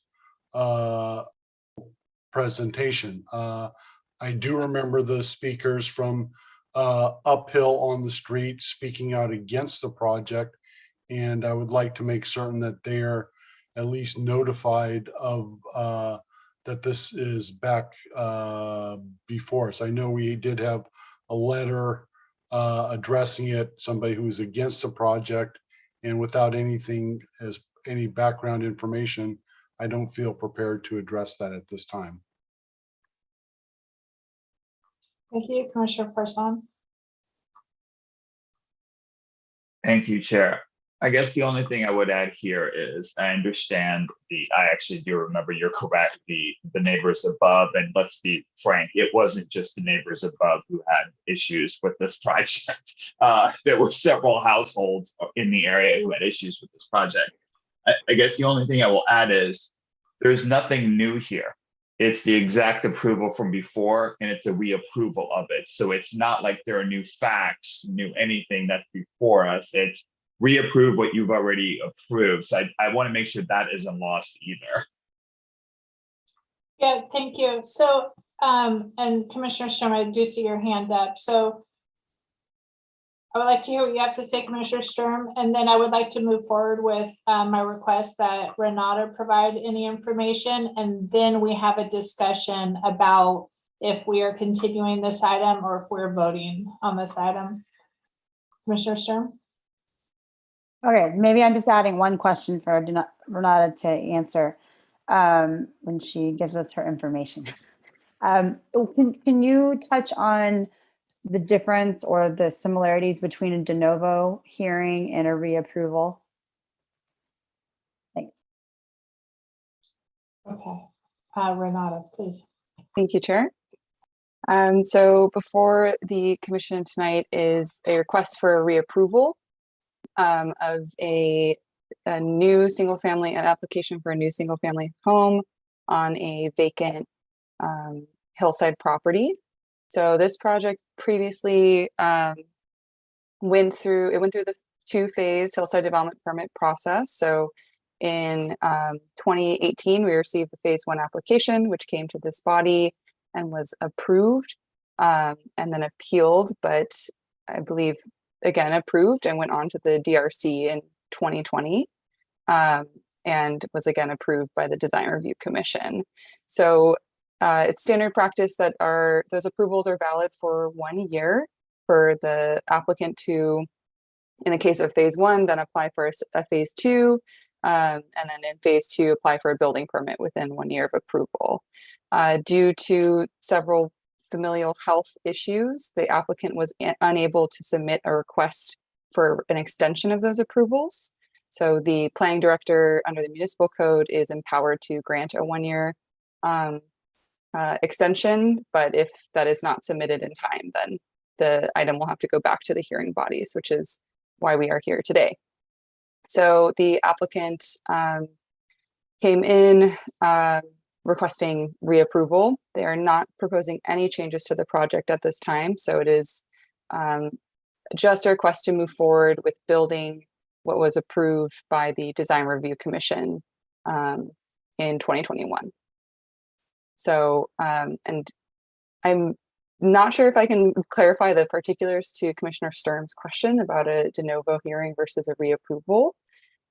So it's, I think that I guess I'm going to take a guess that the difference would be if there were any changes to the project, but this is an untouched proposal since the DRC reviewed the plans. And so with that, I'm available for any questions. Okay, thank you. Greg, a question for you on procedure. If Planning Commission decides tonight to continue the item to a date certain, would we, I assume that's like, when would we open up for public comment? If we're continuing the item, would we hold public comment until that item comes back on another agenda? Or either way, I guess, when do we decide if we're going to continue the item or if we're going to hear it tonight? I assume before the public comment, correct? We would, it's customary that any item on the agenda that the hearing body will entertain public comment on that. Okay. So we would recommend that you, after your questions of staff, open it up, allow the applicant to present if they so desire, open it up to allow the public to comment if they so desire, bring it back, and you can then make a decision as to how to handle it. You can move the staff recommendation. You could, so just globally, the options before the commission are to approve, deny, approve with conditions which match those previously imposed or add additional ones. You can deny it without prejudice, which means they can come back with the same application within 1 year, or you can continue the matter. So any and all of those options are open to you. Okay, And, thank you. If the motion is to continue it to a future date, it would be helpful to know what information you would like brought back to you in addition to what's already been provided. So Thank you. we'll leave it there. Okay, Commissioner Sturm. Is the applicant in attendance? No, they are not present this evening. Was the applicant made aware that this item could potentially be pulled off the consent calendar? Yes, I did reach out to them this afternoon. Okay, and you were able to make contact with them? I was via email, so I did not receive confirmation, but I did Okay. let them know. And Okay. it's my understanding they did log on a short time ago, but are not online currently. Okay, thank you. Okay, so Renata, thank you for your staff information. And it sounds like the applicant representative or team is not currently on. Can I just ask staff to confirm that before we move to public comment? Confirmed. Okay, thank you. So we'll open this item to public comment. Anyone wishing to speak on the item? Again, this is item, originally it was 5B. Tonight it's moved to our new project, new item portion of the agenda. And I see Ms. Schwartz is joining. So let us know when you can hear us. And you'll have 3 minutes. There you go. Can you hear me now? Yes, we can. Welcome. Okay, thank you. So first, I just want to let you know, just if you want to play catch up between now and whenever, you can read some of the background in the letters that we submitted to you today.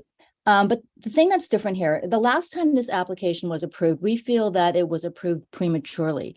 If you recall, the entire house was moved to the west, closer to Sessions Road. At the same time, the story poles were never physically relocated. So it's very difficult for anyone to really see where this house is supposed to land. But given the fact that there were variances to the setbacks, it's really close to the road. And we don't understand how there can be a decision without seeing where the house will actually be. And yes, this does directly affect the uphill neighbors because they have a deeded easement on the road, and their planned road improvements for fire safety would be completely erased if this house is allowed to be built there. And I think with regards to the neighbor, I made a point about this earlier because I think it would be very negligent for the city to ignore them at this point, even though their homes are more than 500 feet away. Sessions Road is their only ingress and egress to their homes. And to say that a paved road is not going to be affected by this project is not only inaccurate, it's kind of offensive to the neighbors because they have been participating in these meetings opposing a Lot 66 build for the past 15 years. They've been on the mailing list before. I understand that, you know, the city and staff follow the minimum requirements, but in all honesty, they need to be included in this conversation. And I should note that many of them are elderly. They completely feel intimidated by Zoom. So they need to, you know, receive an actual letter and know how to respond. And just very quickly to Greg's comment that he didn't hear anything directly from them. Well, that's puzzling because there's no way you would have heard something directly from them because they didn't know about the meeting. They only found out about the meeting because I let them all know. So I really hope that you guys will consider that. And now with Mr. Holt's passing recently, I really urge you to take the time to comprehensively review this application. It was denied by the Planning Commission and the City Council 15 years ago for good reason. And I think you should go back and look into why. Thank you. Oh, you I'd still like have 30 to- seconds. So this comment is for Ms. Schwartz right now. You still have 30 seconds. That was just a 30-second warning. Yeah, So- I realize that. I would just urge you to please read our letters that we submitted today, just to refresh yourselves on what's going on with this project and why we still object and why the lot 66 for many reasons is not a buildable lot. I would like 3 minutes too. Okay, if I could. thank I don't know how to you, raise my Ms. hand under the Schwartz. same thing. You'll be next. Okay, yeah, thank you, Ms. Schwartz. So it does sound like there are two speakers on the phone. So what we'll do is we'll finish the comment from Ms. Schwartz. There's opportunity for Planning Commission Raise your to hand. ask any questions. And then it sounds like Mr. Schwartz, if you guys are on the same computer, maybe Yes. staff, we can re-raise the hand, restart the timer, and we'll note the new speaker for the record. But at this point, I would like to just ask staff to clarify.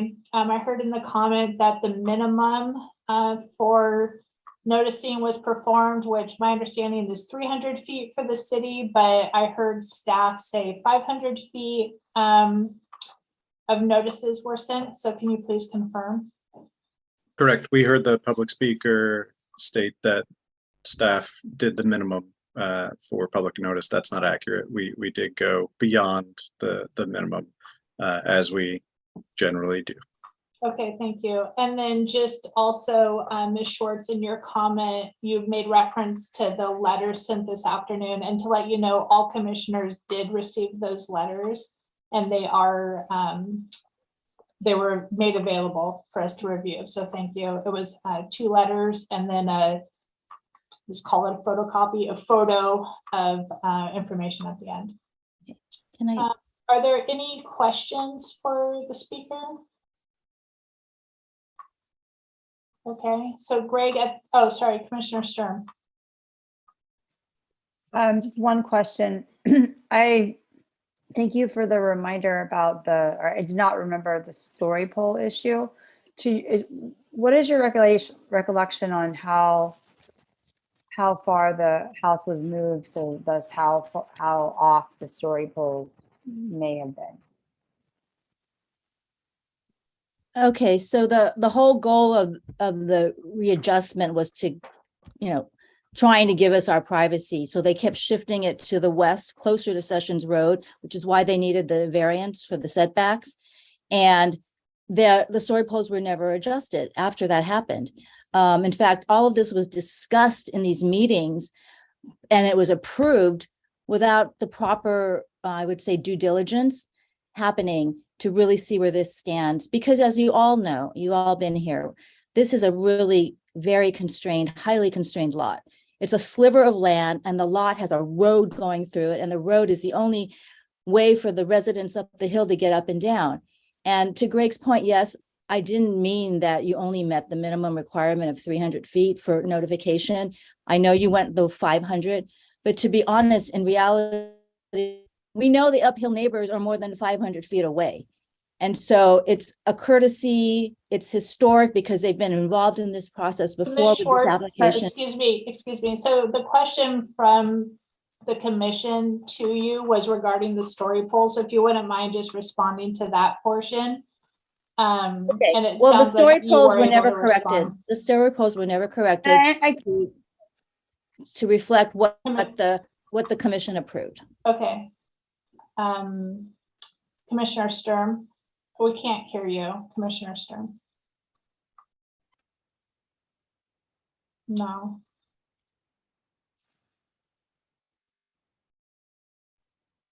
Maybe Can just you hear me your, now? oh, yeah, perfect, we can That's hear you. weird. I was unmuted before. Yeah, I couldn't remember the exact amount that the home was shifted away from the Swartz's, house. So I thought maybe Mrs. Swartz would remember, but that was can my look. specific question. Okay, Or maybe staff remembers, or maybe I missed it in the staff report. Greg, look, I know Mr. Schwartz is ready to speak. Maybe we can, if it works for staff, we'll move right to Mr. Schwartz. I wouldn't mind resetting the timer. So Mr. Schwartz, if you would like to unmute, you can feel free to turn on your video or not, but you have 3 minutes. Welcome. Thank you. Can you hear me? We can. Go ahead, Okay. please. Yeah, a couple of things. There was some, I'm just going to read this thing I wrote up just a minute ago. I made my comments about my home placement clear in my letter, and I submitted it today, and I understand you've all read it, and I appreciate that.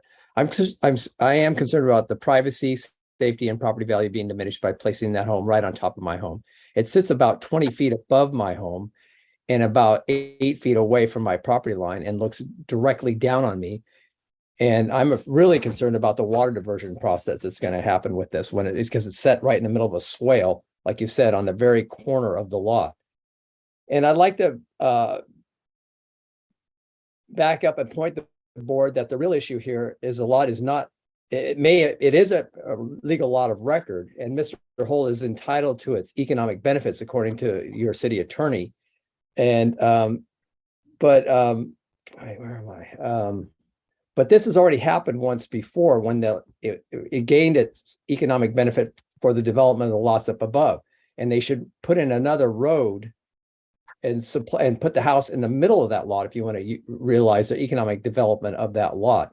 And this goes back to Contra Costa County records. You can go to the records, which I did, because they wanted to put in a gatehouse and an electric gate there. And I opposed that and it was rejected. Well, all those papers are missing out of that file in the county. And I don't know who took them, but someone took them and is playing games here to get this lot legal, because it was a legal lot of record within the constraints for a guardhouse. And someone's taken that and manipulated and thinking they can squeeze a house on there. And that's the crux of this. And that's why it was denied back in 2009 under the Mark Mitchell tenure. They realized that this is not meant for a home. This is meant for a guardhouse. And you guys somehow, Mr. Holt's attorneys managed to eliminate all this stuff and talk your new attorney at this time into this and believing this. And you guys go, oh, it's a legal lot of record. Okay, we have to approve a house. And you've always said that.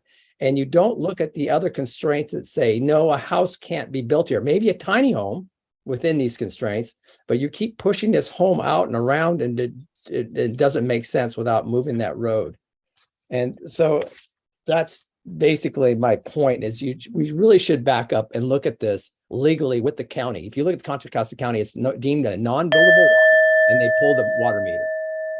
You still have 30 seconds. Oh, okay. That was the Well, they pulled the warning. water meter and that says it all. And your attorney needs to go back and look at that. And it's unfortunate a lot of this paperwork is missing. I get that. And I don't know who the original Northridge developer was. I would love to get my letter and all these discussions we've already had along these lines when we denied the electric gate because of the nuisance to the neighborhood. And now you really are just shoehorning this thing in at all of our expense.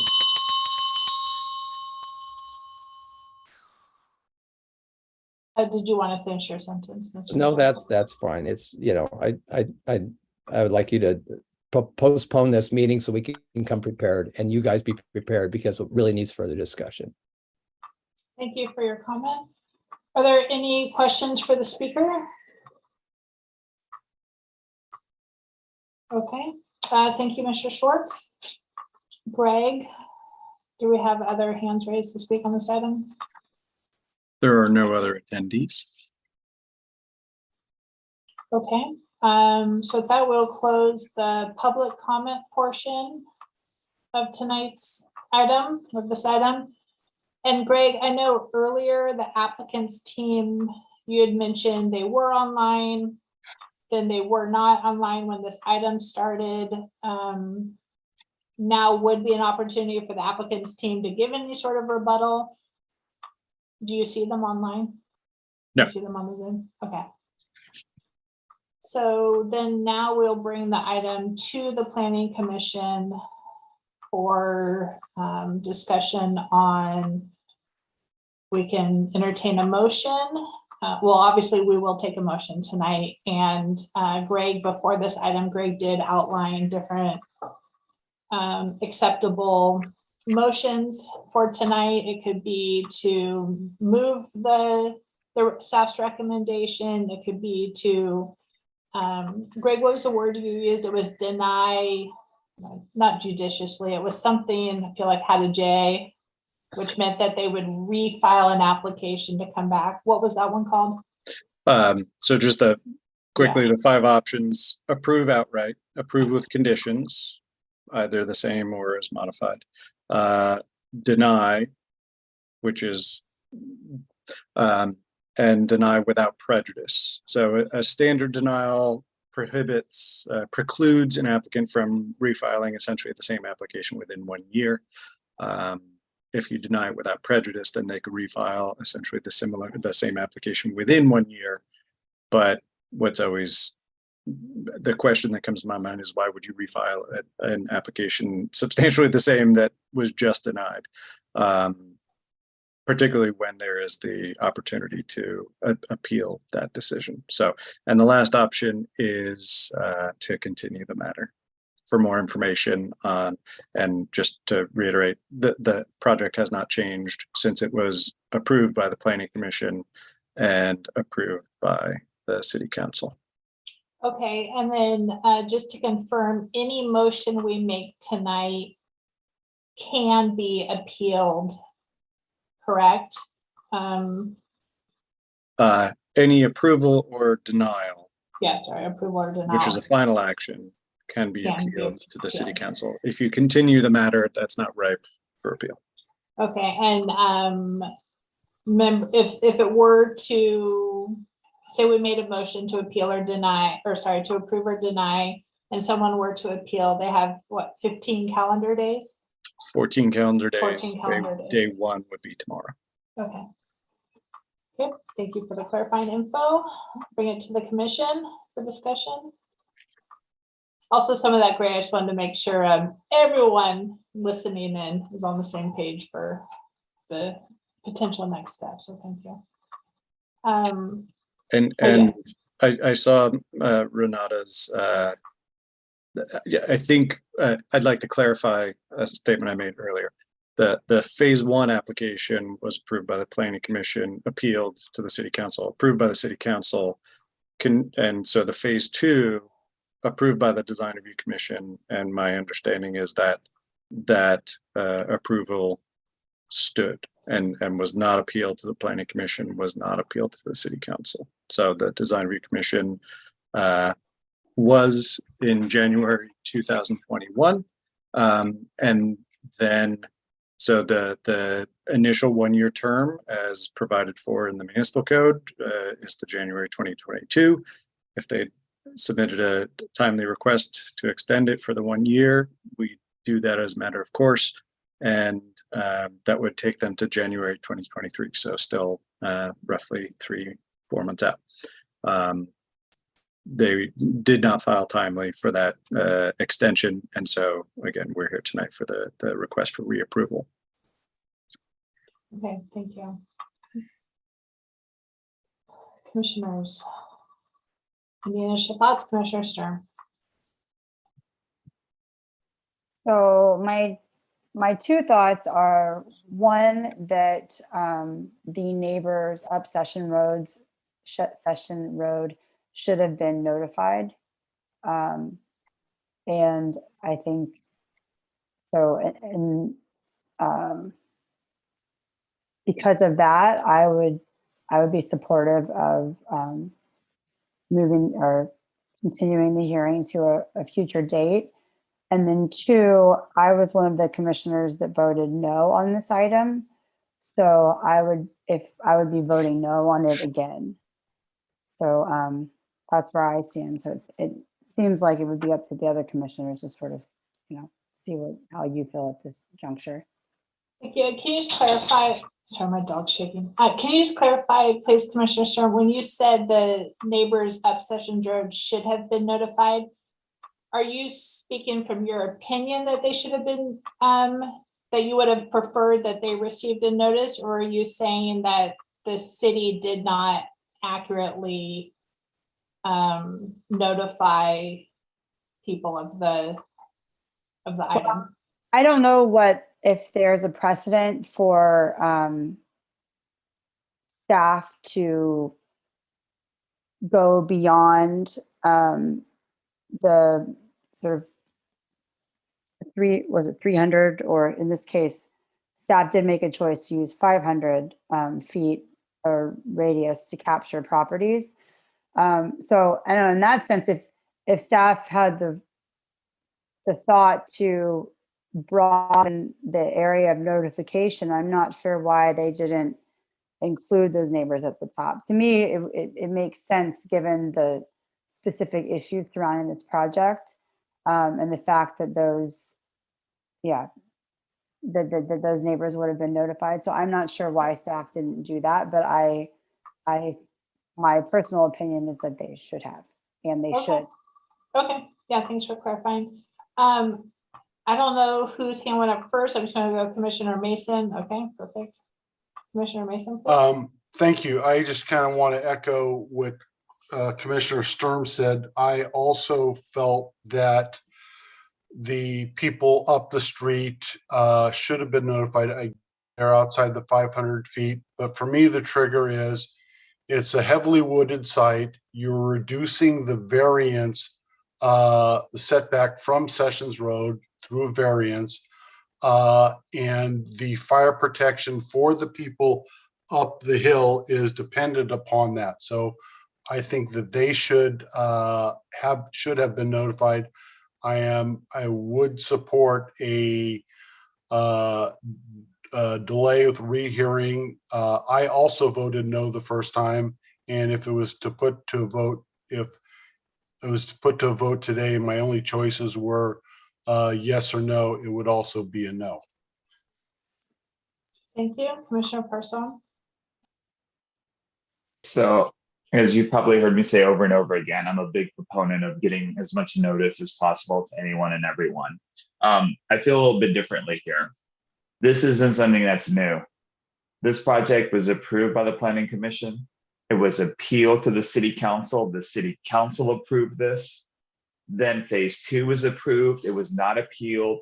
And all this is asking is to essentially reapprove what the Planning Commission, the City Council, and the Design Commission has approved. That's why I feel a little bit differently here. It's not a matter of people coming back and saying, here are new facts, here's new law. This is just reapproving what two bodies and the elected officials in this town have already approved. but I understand where this is going. I think at best, this is going to be a 2-2 vote at best, in all likelihood, or potentially a 3-1 vote. So that's why I brought up at the very beginning, the fact that we don't have all 6 members will likely mean that this needs to be pushed out for a full body of the planning commission, just to be, practical. Thanks, Commissioner Parson. Sorry, anything else? No one can go. Okay. I think you said it perfectly, exactly better than I would have said it. I also previously voted to approve this item, and I would do so again tonight. I do understand the frustrations by the neighbors. I do also recall it coming to us multiple times, and that each time the applicant was responsive to the privacy issues brought up by the neighbors. Obviously, it sounds to be frustrating that there may potentially be a residential unit on that site, according to the neighbors. But I do acknowledge that the applicant did listen to comments, and I appreciate Commissioner Farson's summary of just kind of a recap of what has happened on this project in the past. So yes, maybe if additional people were officially noticed by the city, maybe someone else may have called in tonight, but the reality is the speakers did comment that they share the information with the neighbors up the hill, just as I'm sure they shared it with the neighbors to the side of them. And there were the 2 letters written by the same 2 speakers from tonight. So in my opinion, additional people did know about the meeting tonight, and staff did do more than the 300 feet. So I understand it's a frustrating application, but I agree there's nothing new. There's no additional information. It's simply a request for an extended timeline, or, outside of they missed the 1 year. So it's a request. So I would be voting yes. Greg, I would like to ask, it sounds like it would be 2-2 if we were to take a vote. What happens if we took a vote tonight and it was 2-2? What would be the next, no matter if we voted, yes or no, or sorry, to approve or deny the resolution, what would be the next step? I'll start with, staff is recommending continuance to have additional members of the commission present to be able to vote. To answer your question, any motion which is moved and seconded needs a majority to pass. So if a motion to continue received 2 votes aye and 2 votes no, the continuance arguably wouldn't happen. Similarly, approval or denial, whatever the motion is, it simply would not pass. And so if there were a unbreakable stalemate and after extensive motions and tie votes, we can continue it to a following meeting too. And that is why traditionally bodies have odd numbers of members to help mitigate against tie votes. So that hopefully answers the question that you do need a majority to pass a motion, but generally there can be a majority consensus around a continuance. Okay, and then a follow up to that, if we were to make a motion to continue this item till more commissioners, are present, what would be in front of us? Would we be hearing, just like we did tonight, the request to, I just want to get the exact wording here. The request to reapprove the project subject to, those conditions, or would the project itself be open to, like, for example, could the applicant come, just say it's next week, with modifications to their project? They could come with modifications, but that would essentially no longer qualify for what we have established as a reapproval because it's somehow different. They could also seek just an outright approval, which they've already done previously and were approved. Again, it lapsed. So what would be before you is what is before you this evening is the request to reapprove the same project. So sorry. And does the commission have the leeway to open it up and start anew essentially and start from kind of zero and assess the overall project again and scrutinize all of the findings again and essentially go through the same process that has been gone through before? Yes. However, what we've heard from the commissions previously is that, you know, the Lafayette Municipal Code sets a relatively short time frame for approvals to be vested. And in this case, it was 1 year. And, you know, there have been a multitude of circumstances beginning in 2008, which, you know, kind of set the stage for this reapproval process of just not being able to move forward with the project within that time frame of that's set forth in the Muni Code. So this is the process, but if changes are made, then I think you would be more inclined to open it up further. If no changes are made, it's not clear to staff on what would change the decision, but we can, you know, cross that bridge if we come to it. Okay, thank you for clarifying. Commissioner Mason. Thank you. Just real quick question, because I'm trying to test my memory. In a rehearing, were all 6 of us here to hear it the first time around? Because I think it'd be kind of unfair if somebody wasn't. The subject approval actually didn't, that is being the request for reapproval. The planning commission approved, city council approved it under appeal. And then the most recent approval was at the design review commission. So I don't recall off the top of my head. We can certainly pull that information. But again, we're recommending continuance, and the hope is even if there were 7 members at the time of the prior action, that at the next hearing you would have all 6 current sitting members. And Commissioner Mason, in the staff report, there is an attachment and it does show how the voting on the previous resolution, and Commissioner Maggio is the only one who is no longer on the commission, and she recused herself from that vote. I assume Commissioner Farzan that you were going to speak to that. Okay. Okay. It sounds like right now, unofficially, it would be 2-2. I did also hear staff's recommendation based on our discussion tonight would be to continue the item. And we would, so if someone was interested in making a motion, please feel free.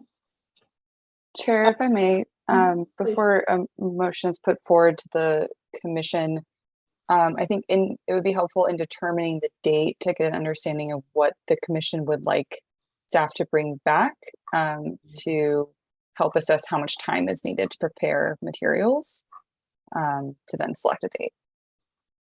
Okay, thank you. Commissioner Sturm.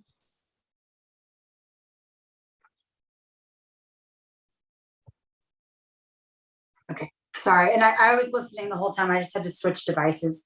I guess I just wanted to add one comment that in terms of like of what to bring back. Like, I think Commissioner Mason and I both said that we would like the neighbors up the hill noticed.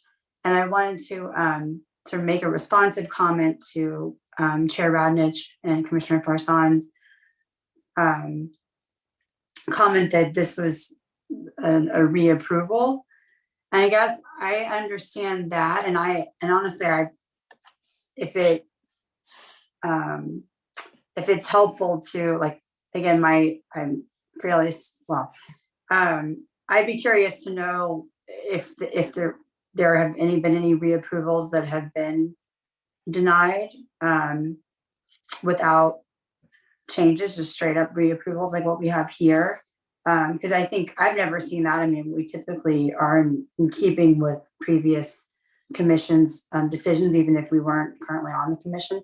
But the only thing that makes that the reason why I think that the neighbors up the street should have been noticed is based on Greg's explanation that there are four or five different options. So even though this is a reapproval and there's no changes that have been made, it's possible for it to be, for action to be taken that differs from just approving the same project. So to me, because that's open to discussion, and I guess it wouldn't have been if it was still on the consent calendar.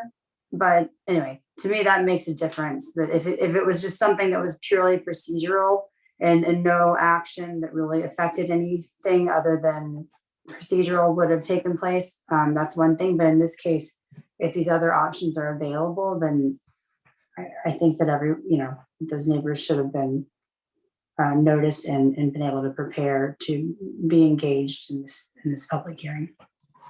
Okay, thank you, Commissioner Sturm. So what I'm hearing, your hope would be that if this item was continued, we specify that the 500-foot noticing buffer plus a notice be sent to any resident on Sessions Road or any address on Sessions Road. Okay. Commissioner Mason? Yes, I'd like. Any property owner. So I don't know if there's unaddressed parcels, but any property owner. Thank you. I concur with Commissioner Sturm, but to respond to staff's question, if it was purely procedural, I would, that could probably sway me to vote for it.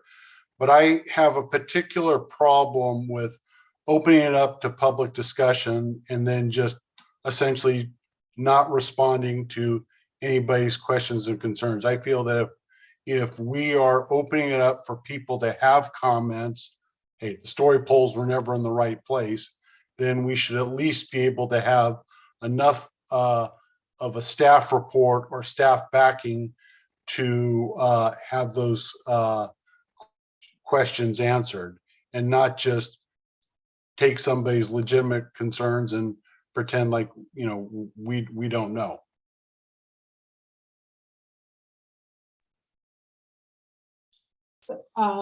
Sorry, Commissioner Mason, I'm not quite understanding. So your request would be that if we were to make a motion to continue this item and we brought the item back for discussion for reapproval, what would you would like the staff report to address comments heard tonight? No, I don't see any reason why we couldn't just add in for reference, here's the original staff report. So that if somebody has questions, I mean, that shouldn't be a big investment in time. And that would make it easier for staff to respond to various questions. How far did it move to the west? I understand, because the information in front of us right now is we only have the previous resolution. What you're saying is since we don't have the previous staff report, that would be helpful to see if we were to continue the item. Okay, thank you. Commissioner Parson. Thank you, Chair. I guess just for the record here, and I think we're moving towards continuing this to another date. That's fine. Couple of things. The issue of the story polls was brought up when this was before us. before, just as for record keeping purposes. Not a new issue. It was brought up back then, number one. I'm also looking at Ms. Schwartz's letter that she sent. There are 8 neighbors who signed on to this letter. So it's not as if people didn't know what's going on. And I believe it probably includes the neighbors up above them on this. 3, the issue of bringing this from procedural vote to not is because it was moved off the consent calendar. It was a procedural vote, but because it was pulled from the consent calendar, it has now become quote unquote not a procedural vote. So I just don't want that to get lost in the record here. This was approved. This is brought up exactly as approved, and that was the vote. But I understand where we're going, and I'm happy to agree with continuing this. In terms of what the ask for me, what should be brought back is, I agree with Commissioner Mason, bring back the old staff report and attach it for this so people have it all in one place, so we know what was discussed and what was not discussed, essentially, or what was brought to our attention and what we voted on. That's what I would ask. Thank you. Yeah, thank you. I, maybe not popular, but I don't want, I mean, if we need to rehear this item, I'm happy to do it. I agree that we were asked to take the item off the consent. It's now, we're now discussing it. In my opinion, I would like to see it, if it were to be continued, I'd like to see it be continued for reapproval, for consideration of reapproval. I agree. We have heard about the story poles, and in fact, the house was moved closer to the roadway to provide more privacy to the adjacent neighbor. In my mind, the only alternative to move away from the roadway would be to move it back closer, which I don't think helps the privacy. So with that, is there a motion on this item? Commissioner Farson. Let me see the best I can do here. So I would move that this matter be continued to a future date. And I would leave that date up to staff based on staffing on when they can bring it up for reapproval. That's the motion. And I would second. Greg Wolf, please. If we leave it up to a future date, uncertain as of now, and that passes, we would need to renotice, which it sounds like the commission is asking us to do.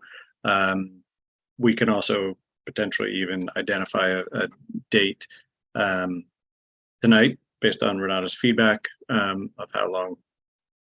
So it would either be the next meeting or the meeting following that, just so that those members of the public attending this evening and the commission kind of have a sense as to when it's going to come back.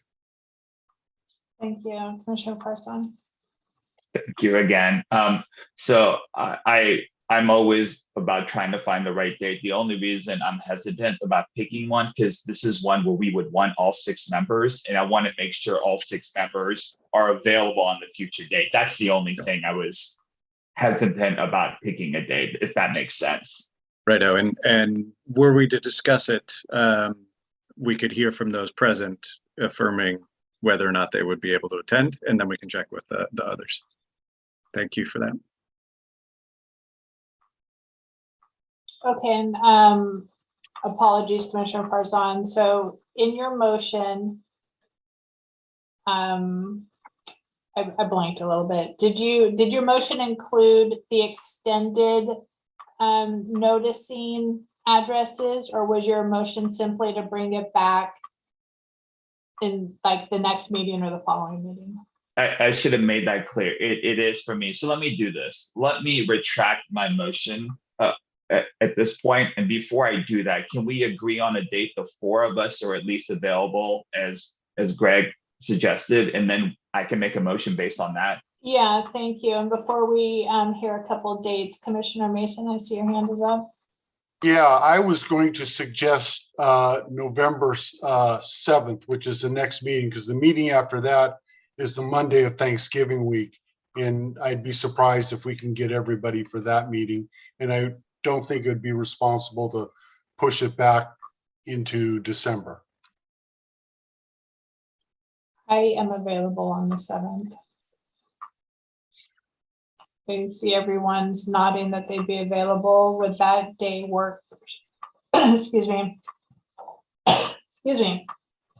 Would that day work for staff? Should there be a request for noticing and a request to link the original staff report? Yes, we can accommodate that, and we will work to confirm with the other two commissioners that that date would work for them as well. Okay, and just to be clear, Greg, before you, please, so as long as we had 5, that would be acceptable, correct? 5 commissioners, because if it was 6, it's potentially, would be great if all 6 of us are there, but we could potentially be in the exact same spot as we are. So is the commission happy with, at least if it's 5 or more members who are able to attend on November 7th? Was that a question? Yes, yes. Yeah, sorry. Yes. That wasn't a clear question, but that was a question. Would the commission be fine if they were to find out that only 5 commissioners just say we're available on the November 7th meeting? I would be fine with it. I am, for another reason on top of it. The way it was voted the last time, 4-2-1, even the 3-2 vote, if it stays the same, it will be the same conclusion, so to speak. Commissioner Mason and Commissioner Sturm, are you comfortable with that? I'm seeing yes from Commissioner Mason and Commissioner Sturm. Yes, okay. Okay, Greg, please.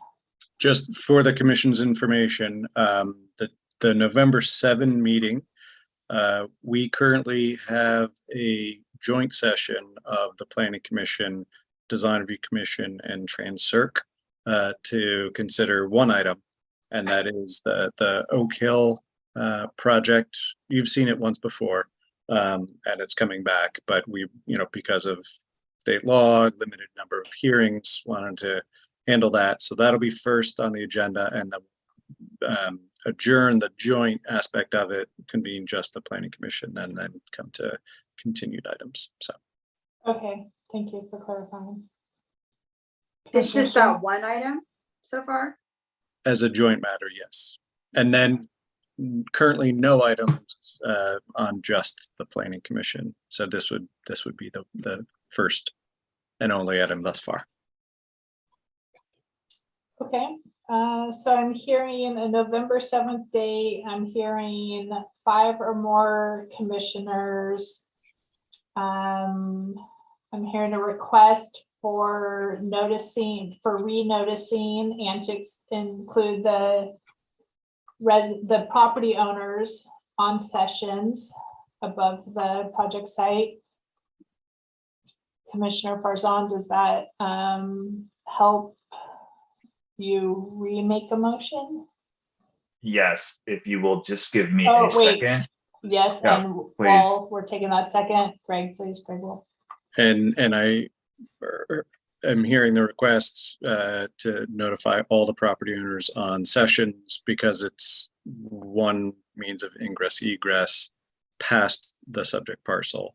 Not the case for Sierra Vista. So those passing by on Sierra Vista, rather all the property owners on Sierra Vista would not be notified because there's 2 points. Okay, thank you. But it would still, so I guess. 500 foot. So 500 plus. plus sessions would all be re-noticed for November 7th. Thank Okay. I think we had a motion in a second. Do we have to? No, we did? didn't. We didn't get a Commissioner second. Farzan retracted. I retracted his- my original Oh, motion. okay. Yeah. Should I try Please. this one more time? Please. Okay, so for the record, I'm moving that HDP 28-22 Holt matter be continued until November 7th with at least 5 members of the Planning Commission present. The project gets renoticed for 500 feet around the property, plus those property owners on Sessions Road. And the original staff reports are provided to the Planning Commission as a part of the preparations for that meeting. I believe that covered everything. Yes, and I would assume, Renata, that by providing it to the staff reports, previous staff reports to the Planning Commission in preparation, they'd also be made available to the public through the new staff report. Correct. Or through the, yeah. Okay, Yes, thank you. yes. Okay, thank you. So we have a motion by Commissioner Farzan. It seems to capture everything we've been discussing. Is there a Second. second? Okay, so a motion by Commissioner Farzan, second by Commissioner Mason. We'll do a roll call vote. Commissioner Farzan, I should vote against this. I'm kidding. Aye. Commissioner Mason, Aye. Commissioner Sturm, Aye. and Chair Radnich, I'm an aye. Thank you, everyone. Thank you. Okay, and thank you, members of the public on that item. Switching gears back to my other screen, and I know we are past 9 o'clock. Typically we'd take a 5-minute break, but I'm hoping everyone agrees. Let's just finish it out for 5 minutes. So item 8, other business, ARC volunteer for October 28th. I am not available. Okay, Commissioner Mason, I see your hand up. Yeah. Yeah, perfect. Slate them in. You're inked, can't change your mind. Or you're digitally committed, whatever that would be. So thank you. Item 9, commissioners' reports. Are there any commissioners' reports? Okay, tomorrow there is a GPAC meeting at, I believe it's 6 o'clock on Zoom.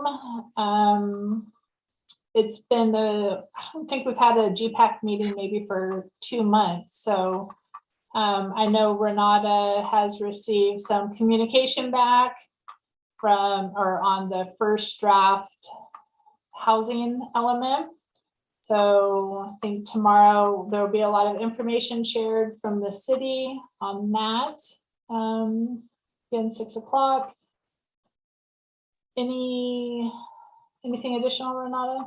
I'll just clarify, there's not gonna be a lot of information Oh, shared just about the kidding. comment letter. Just kidding. But that will be discussed in more detail at the council meeting next week. But it is Okay. more of a heads up that we'll be talking about it at the council meeting Okay, next week. so the meeting on the Tomorrow night. 24th. Okay. Correct, yes, October 24th. Perfect. And I know, maybe I should have brought this up under other business, but can I just, maybe something that I would like the fellow commissioners to start considering. We can discuss at a future meeting. I know roughly a year ago, we did have a discussion about, the GPAC representative, and does it make sense to keep the same GPAC representative or, PC liaison to the GPAC? Does it make sense to keep that same commissioner for the, 5 years? Does it make sense to change a commissioner each year? I believe city council changes, each year. We had previously discussed that it made sense for me to stay on this past year in year 2, since I had already started on the housing element. I believe we're kind of started shifting to the safety element, and then there'll be other elements. So I just want to start throwing that out there of something to think about, of if we are wanting to change the planning commission liaison representative, when would be a good time to do it? And if commissioners can just start keeping that, in the back of their minds. Because we also don't have a backup right now. So I would recommend that we have that discussion plus identify a backup, or maybe instead of a backup, that person potentially, takes over the liaison role. But something I've been thinking about, especially since the housing element is kind of wrapping up right by end of January 2023, and then we're shifting to other elements. Yes, and so if there are any commissioners interested, the staff report for tomorrow night's GPAC meeting does provide kind of a roadmap of what it looks like for our safety element update. We are planning on monthly meetings, and we will have a consultant team working with us, very experienced team. They just finished a RINDA safety element. So I don't know if that sways anyone to volunteer, but there's more information available. Thank you. And then planning director's report. Thank you, Chair. First thing I was going to report is that staff has received, the city has received comments, our first comment letter back from HCD on our July submittal of the draft housing element. It's 11 pages. It's up on our website. You'll hear a little bit more about the nature of the comments tomorrow at GPAC. But for those here, there'll be a little bit more discussion around it when we update the council on Monday. We will not have it all figured out by Monday. The 11-page letter is very extensive. Many jurisdictions in the Bay Area that submitted around our time got similar letters, deficiencies, or HCD wanting more information, deeper analysis, more around affirmatively furthering fair housing, how the prior cycles programs had positive or negative results for individual cohorts of physically disabled and intellectually and developmentally disabled seniors. I mean, breaking down each program into tangible, quantifiable results for each of those cohorts, which to have, it's going to be challenging because those data sets just aren't available. So, and then there's a multitude of, we have to seek some additional clarity from HCD on things. And so we will be sharing with the council, certainly the letter is publicly available. But essentially what we deem those which are easy comments to address, that those that are a little bit more, maybe need some deeper analysis, more discussion around those, and then some of the meatier policy discussion, policy matters that need direction from the council. So that's that. We don't have an anticipated or targeted resubmittal date as yet. We'll hope to have that in the next week or so. And then not directly related to planning, but I think it's always in everybody's mind, or hopefully is, emergency preparedness. And this Thursday is the anniversary, and thus of a Bay Area earthquake, and it's the Great California Shakeout. So it's an exercise. I think that the time is 10:12 in the morning. It's in the 10 o'clock hour. So you can Google Great Shakeout and participate in drills. It's a good reminder. The chief of police and police personnel are going to be hosting for city staff an exercise, a tabletop exercise and training on Web EOC, which is the primary tool that we would be using to manage information coming in from a multitude of channels and propagating. Basically,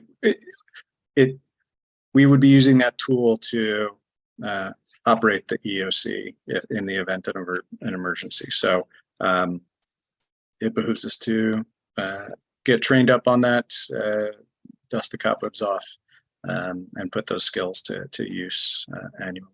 So, and that's all I had. Thank you.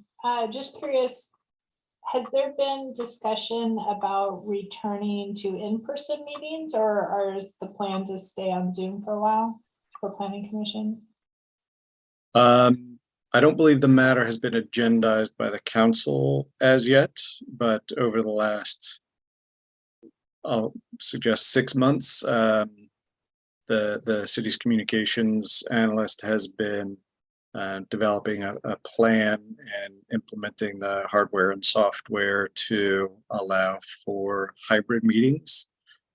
So when we do go back, they would be, in person, available that way, but also to allow for remote participation in some way, shape, or form, whether that's audio only or audio and video, I think remains to be seen, but certainly for the council, likely for the planning commission, and then it remains to be seen for design review and Transurc. But the other commissions, committees, task force, I don't know that there will be they will all need to be hybrid. So some may go back just in person, but there's no target date for going back in person. However, I think there's rumor that the state of emergency will terminate end of calendar year 2020, and so it may coincide with that. Okay, thank you. Okay, item 11. The meeting is adjourned. Thank you, 9:42. Thank you, everybody. Thank you. Thanks Bye-bye. very much. Have a good night. You too.